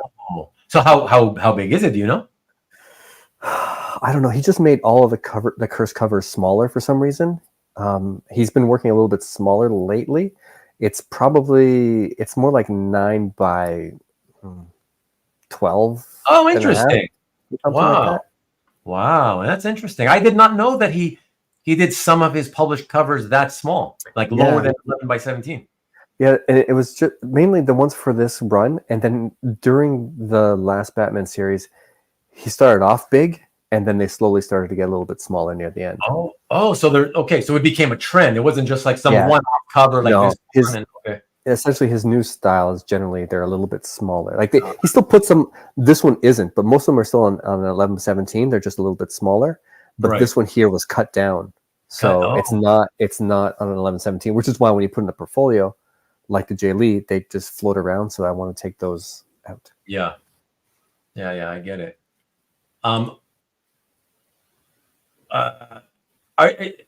Michael, you better be referring to your fellow American beers, because most Americans love Canadian beer. Yeah. It's better than American beer. The American stuff goes right through you. I mean, then again, if that's all you've ever drank, I guess it's probably what you know is beer, and you probably think it's awesome. I don't know. Oh, we have somebody taking off just before we show some more. That takes on Campbell. You're gonna miss my favorite one, Karen, but that's okay. You're gonna miss all the best ones. Oh well, his favorite especially. Oh well, but you gotta go. Thank you, Karen. I appreciate you being here. Talk to you soon.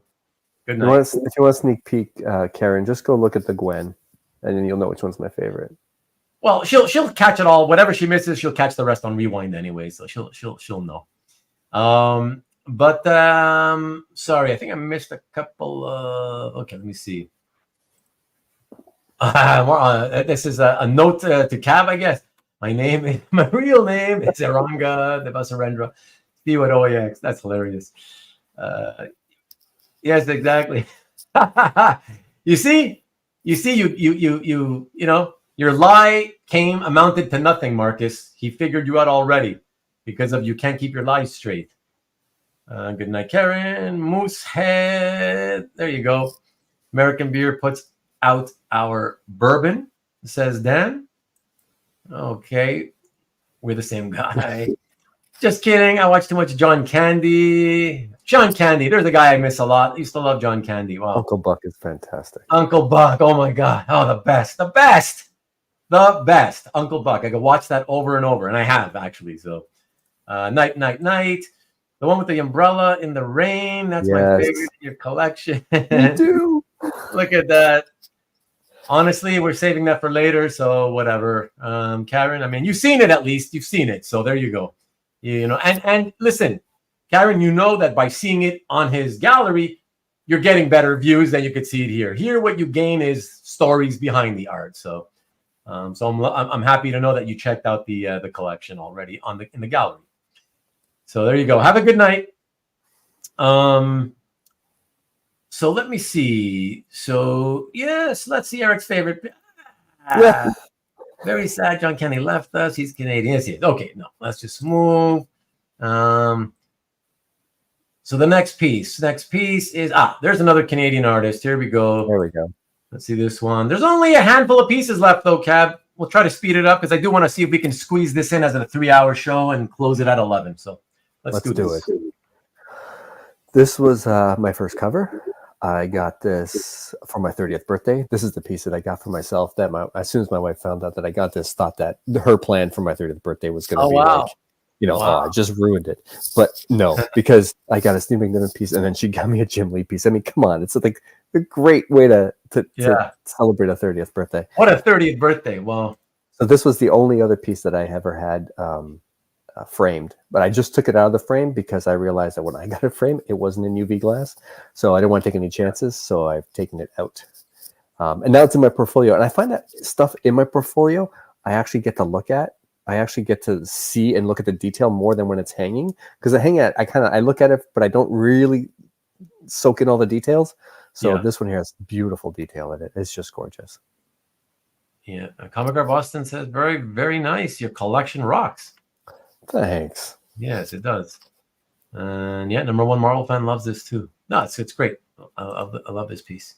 Yeah, this is still one of my favorites. My youngest son, I have my kids. I told them that whenever I pass on, they can have pieces. My youngest son, he's like, "This is mine. This is his." Yeah. This one, and the Joker origin story. He's already said those are my two pieces. Oh, really? Wow. I was like, wow, good eye. Okay. Hey, your son rules the roost. What he wants, he gets. So he's got to get those. So it's his. That's why this one is also in the permanent collection. Excellent. For son. Mm-hmm. There you go.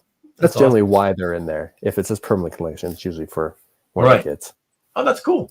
That's very cool. Very thoughtful, right? So, all right, everyone, let's go to the next piece, to a late lamented artist, one of my favorites of the last 40 years. And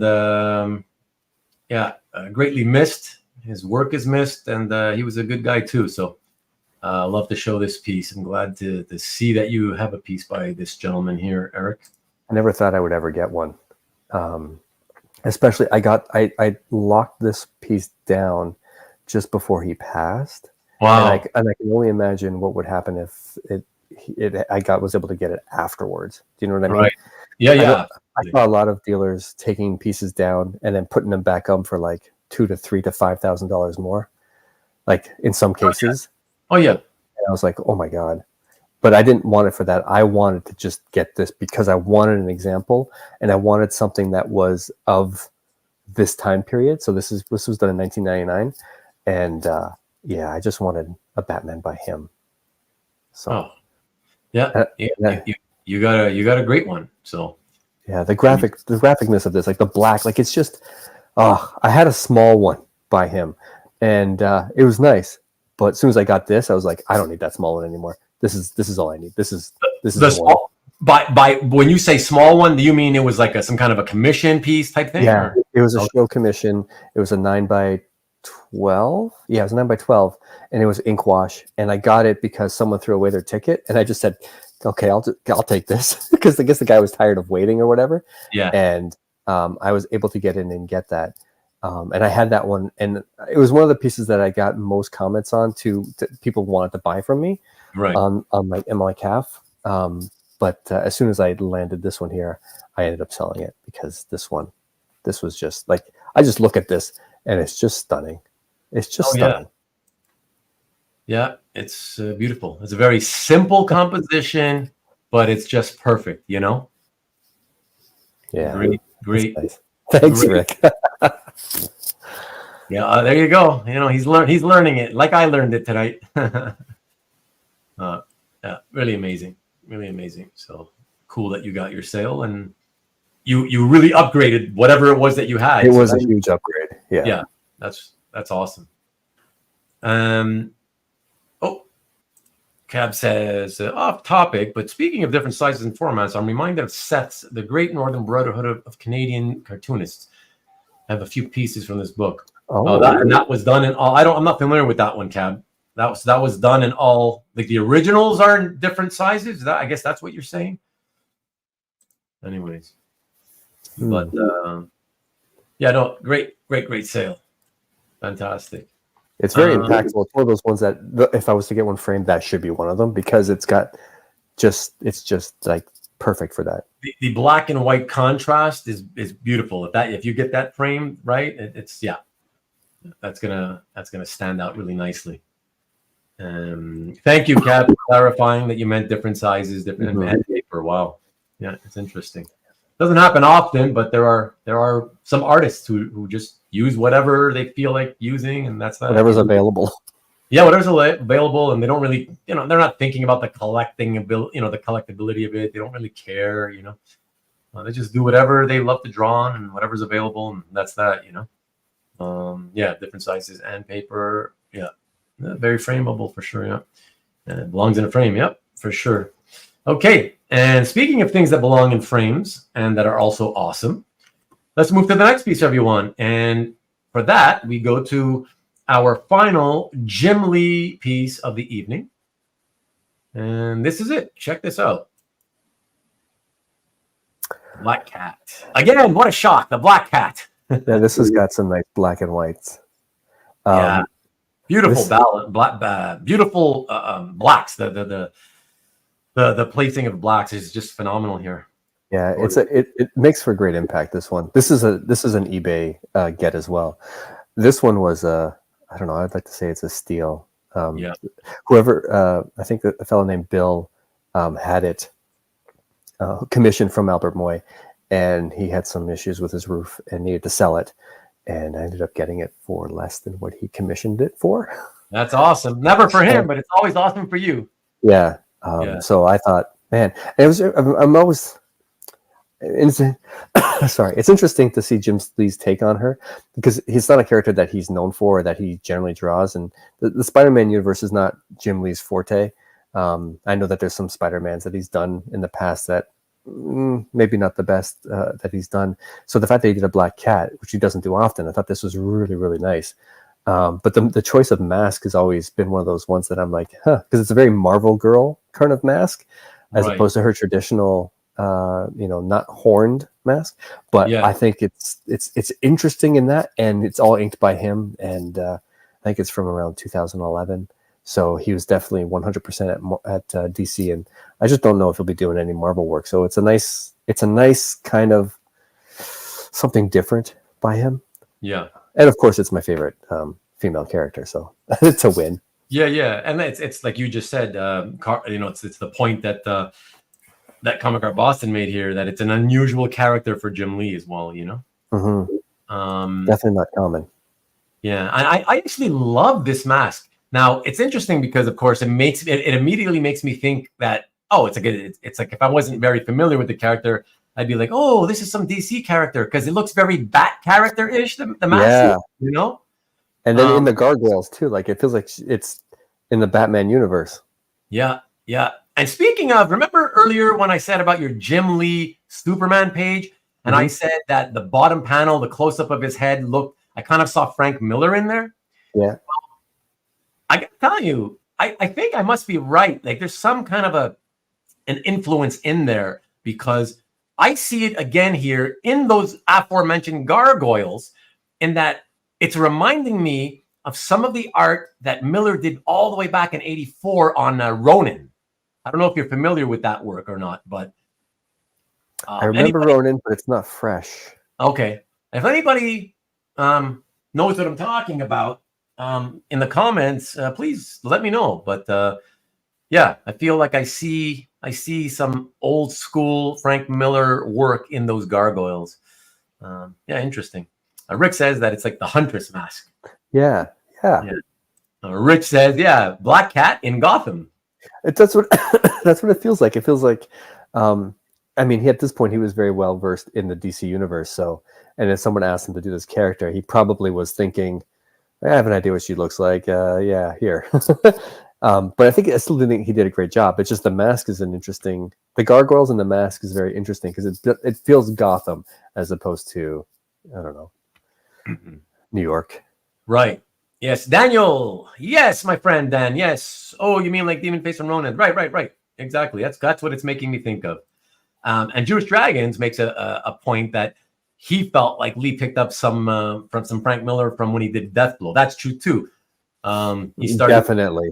Yeah. But of course that was very specifically picking up Sin City's version of Frank Miller. Yeah, that was purposeful, I think. Yeah, exactly. He intended to do that. It was right there, being influenced from what he was doing at that time, So yeah. There you go. Rich also concurs. Yes, the gargoyles have a Ronin Miller vibe. Yeah, exactly. Yeah, fantastic piece, my friend. Fantastic. Yeah, very lovely. Excellent. All right. From there, we got a couple of more, everybody. So a couple more, and we'll wrap it up. And for this next piece, what would the final two be without putting an example from Sean Gordon Murphy and J. Scott Campbell? That you got it. That's how I got to. I got to do it this way. David, I hope that you are finally figuring out whether the ordering was coincidental or purposeful. And with that being said, let's see this final Sean Gordon Murphy piece, second to last piece for the evening, everybody. Check it out. Yeah. This is the after I got this cover, I'm like, I think I have my Sean Gordon Murphy? I have my Sean Gordon Murphy now. Yeah. Like this is the one. You're in love. Yeah, I love this one. I don't care for the Joker. I don't care for Harley. That's awesome. White Knight made me care about both characters, and this cover, because White Knight is really their story. Batman is like a secondary player, even though it's his giant name. This is just, it's wonderful, and it's so tragic. It's like, this is what Harley wants, her and Jack to be together. But then the truth is, that little drawing where there's like the bleeding part, is that's the tragedy. So the real story is that he's like, they're not in a good place as Batman looks on. And then the little details of, the in the background for Arkham Asylum, it's just like, to zoom into that, to see how the fine details in that sort of building is it's just stunning. So the space, the negative space to the left of Joker is just gorgeous. The dry brushing on the pants is outstanding. Oh yeah. It's an amazing piece. I look at this one a lot. So as soon as I got this, I was like, that's my Murphy. I've got the one. I don't think anybody could blame you for that. That's I mean, if you're gonna have the one, that's pretty hard to beat that one, Yeah, many congratulations, of course, again from Comic Art Boston. David, purely coincidental, exactly. There you go, you figured me out. Oh, so funny. And David says, Eric, you have an amazing collection. Thank you, David. Yeah, it really is. So yeah, fantastic. So that was a great. I think that was a great way to finish the Sean Gordon Murphy. Yeah, that's the one to finish on. The show and tell, right? Yeah. Yeah. So okay, so that's perfect. All right, everybody. The page you didn't show is the one that I'm considering parting with. Just like, isn't that funny? So you've nailed them. You've got them all right. I'm pretty sure didn't I show them all? Nope. Because I'm going to tell you, I was about to announce that after I show the last piece, that I'm so proud to announce that the first time ever on my show, on a show and tell episode. Oh no. We showed the entire, because your collection has been narrowed down to so focused and small. Yeah. I was going to say that I've shown somebody's entire collection. And you will have minus one piece. Which one are you talking about? The one that you used in the thumbnail.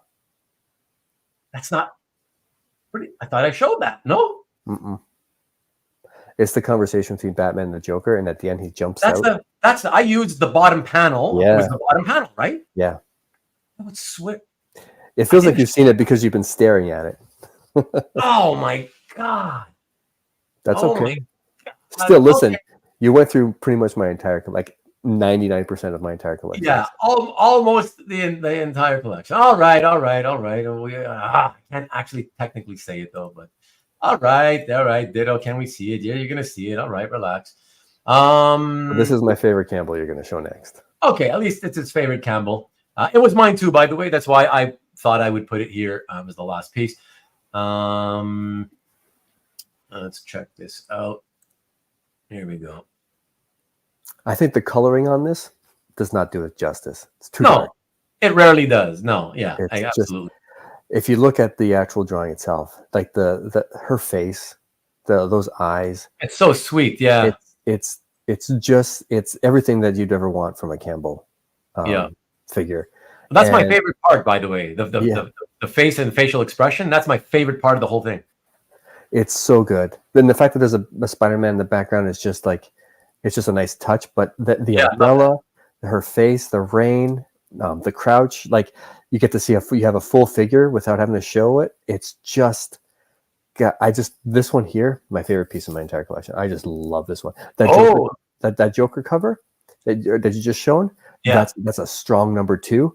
Yeah, and wow. these two go back and forth, but these two, this one here, it's the face. Every time I look at the face, it sucks you in. Yeah. Oh, that's fantastic that we both like the exact same part of it the most, you know? Yeah. No, I mean, hey, you have a good eye. You've been doing this. You've been collecting for a while. You know it's good. Oh no, I've studied art like, you know, most of my life as well. So yeah, for sure. But yeah,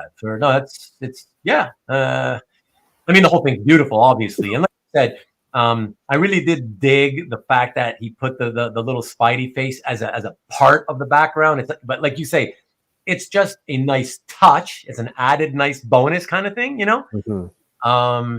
But yeah, it's all really in the face. But God, the figure, but really the face, it's everything, you know. This one, when you'll see this one. I don't know if I brought this one last time, but if you look at that face live, you're gonna. Yeah, it's so good. It's just so good. Again, I'm not even a big fan of Gwen, but to me, this is just so perfect. And I everyone has different tastes for collecting and what they appreciate and what they like. For me, I think in this one here, I have the best Gwen that he's ever done. That's my tastes. And same with the tall black cat. I think that's the best black cat he's ever done. So to me, I have the best my favorite black cat and my favorite Gwen that he's ever done. I just need a Mary Jane now. Yeah, and speaking of Mary Jane, so Marcus says, did they switch her to MJ with the colors? And Comic Art Boston says, Marcus has a point. I just want to say, I think you guys are actually wrong on this one. I mean, I'm looking at it, and sure, the color chosen for the hair, it's not typically as yellowish as they usually use for blonde hair, but it clearly is still blonde, at least on my computer. And she, I think if they wanted to switch it so that you thought it was Mary Jane, I think they would have digitally removed her headband, because that headband is it's the one little piece that everybody, that's the recognizable thing about Gwen, right? It's the headband. Yeah, so I don't think that that's what they were trying to do at all. I think the fact that it's not as blonde is because it's so heavy. Like, to me, you can't even see the one side of her face. Like, I just don't think that this is the best coloring. Yeah, no, exactly. Like Rich says, it's too dark, It's way too dark. And of course, as usual, when it happens is that the color hides the line art, and that's generally why I dislike most comic book coloring, and I want to see everything in black and white, Yeah, I mean, you can't even really see the rain either. Like, there's just so much going wrong in a way. Yes. But yeah, exactly. Like the rain, all the rain on the backside of, like, from the top, right, of the umbrella, and everything from there to the right-hand side. So basically, all the rain on the right-hand side of this page, it's all wiped out in the color version. Yeah. It's like, what are you thinking? Like, what's the colorist thinking? Like, it's all literally wiped out. Like, what's the point? Frustrating. But hey, you got the original. That's where you just stare at that, and that's all you need to look at, And that's all I do. Yeah, like Marcus says, all he can say is the game is over. Yeah, but he's talking about the football game. I know. But I figured I'd try to implement it to try to make it sound like he's talking about the show is over, whatever. But don't say anything, Marcus. Thank you. I appreciate it. Coloring has ruined the piece, it says Comic Art Boston. You're the harshest one tonight, Comic Art Boston. Wow. No, it's true, though. He's not wrong. No, it's true. Yeah, exactly. The face is distinctly Gwen. But I see how Marcus and Comic Art Boston both might have thought it gives you a hint of MJ. It's simply because the color that they chose for the blonde hair, it is almost verging on turning towards red, like a light red. Strawberry blonde. Yeah, exactly. Strawberry blonde. So that's how I can see why it, you know, if you don't look carefully, you don't notice the headband, and yeah, I can see the but no, I think they intended it to just be Gwen. So just badly colored, I guess, you know. Don't apologize. The show is over, my friend. Good night, good sir. Yeah, good night, my friend. Good night. Have a good week. And see if you can come back next week. I have Eranga for a show and tell. And he's always a good, fun, and funny gentleman to have. And I guess we can close up the show by letting you all know. Well, no, first, I'll put the thumbnail for next week in a second. But first, I might as well just say my thank yous to you, Eric. Thank you so much, first of all, for agreeing this with me. It was as fun as I expected it to be. I thought I'd be funnier, but it didn't work out. You thought it would be funnier? Well, I thought I'd be funnier. You'd be funnier. I thought I'd be more entertaining, but okay. You did good. You did good. Oh yeah, thank you. Shucks. Marcus did good too, and Tom and Comrade Boss. Hey, the whole crew. Listen, the whole crew. You know, the live chat crew. They're always here to pick up the laughs. If the guests and hosts are not too funny, you know, they're always the ones like bringing up the rear. So that's okay, or instigating it, right? Usually instigating it. But it really was a lot of fun. Really appreciate it. And to you guys, yeah, thanks as always, man. Really appreciate you all. Thank you for coming in and spending 3 hours with us. As I always say, I know it's long, and so of course I appreciate it, especially to most of you who do have to work the next day. Now, tonight I would have expected a few more people to hang out since MLK's, probably meaning that a lot of you don't have to go into work, but that's okay. Maki Poople, really appreciate it. Have a great night. Thank you so much. I hope this week wasn't too difficult for you after being so tired from your trip and getting back last week. I hope you were able to catch up on your sleep this weekend.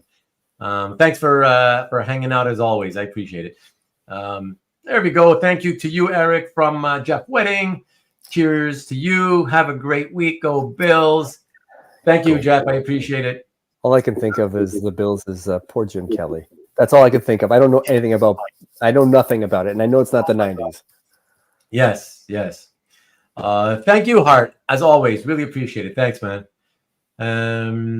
Great collection, Eric. Fun show. And I'm mean, according to Berkey. Berkey said you were mean. Wow, that's Berkey. What do you want? Good night to you, Dan. Thank you so much.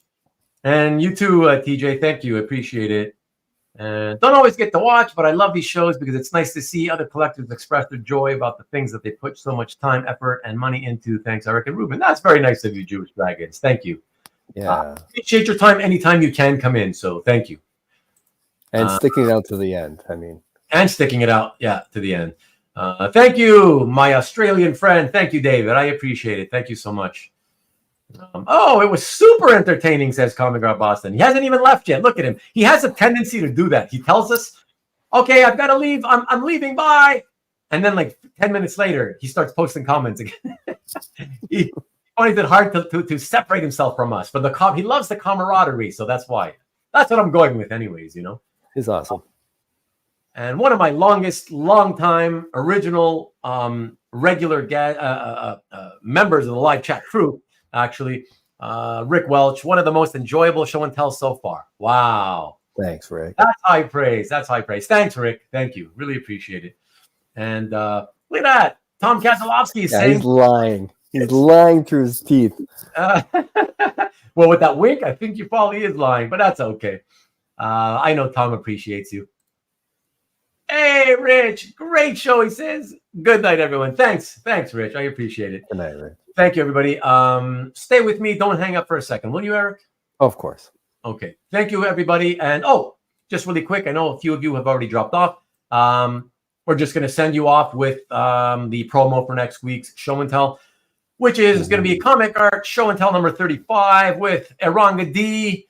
You all know him. He's actually been on my show twice, but never for a show and tell. He's been my guest on 2 different episodes of Comic Art Roundtable. So finally, I get him to sit down for a solo episode to show off his collection. And those of you who know him will know that he's a pretty funny guy. So It should be a lot of laughs, if nothing else. So thanks again for everything. And another, what's that? Ruben, if Marcus is Oranga, what is happening on next week's show? Right, exactly. There you go. Thank you. You see, I don't know. Maybe you're going to see Marcus on the screen. I don't know what's happening. Maybe they are. Maybe they aren't the same person. I'm not sure. Finkel is Einhart. Einhart is Finkel. That's a me. Lots of Psylocke art next week. Well, I'm going to try to, I always, number one Marvel fan, I always try to get a little bit of a variety, right? So I'll do my best. Marcus just loves messing about with our minds. I know he does. All right. Thanks, everybody. Really, really appreciate you. Thanks again. And we will catch you next week. Peace and go blue. Bye, y'alls.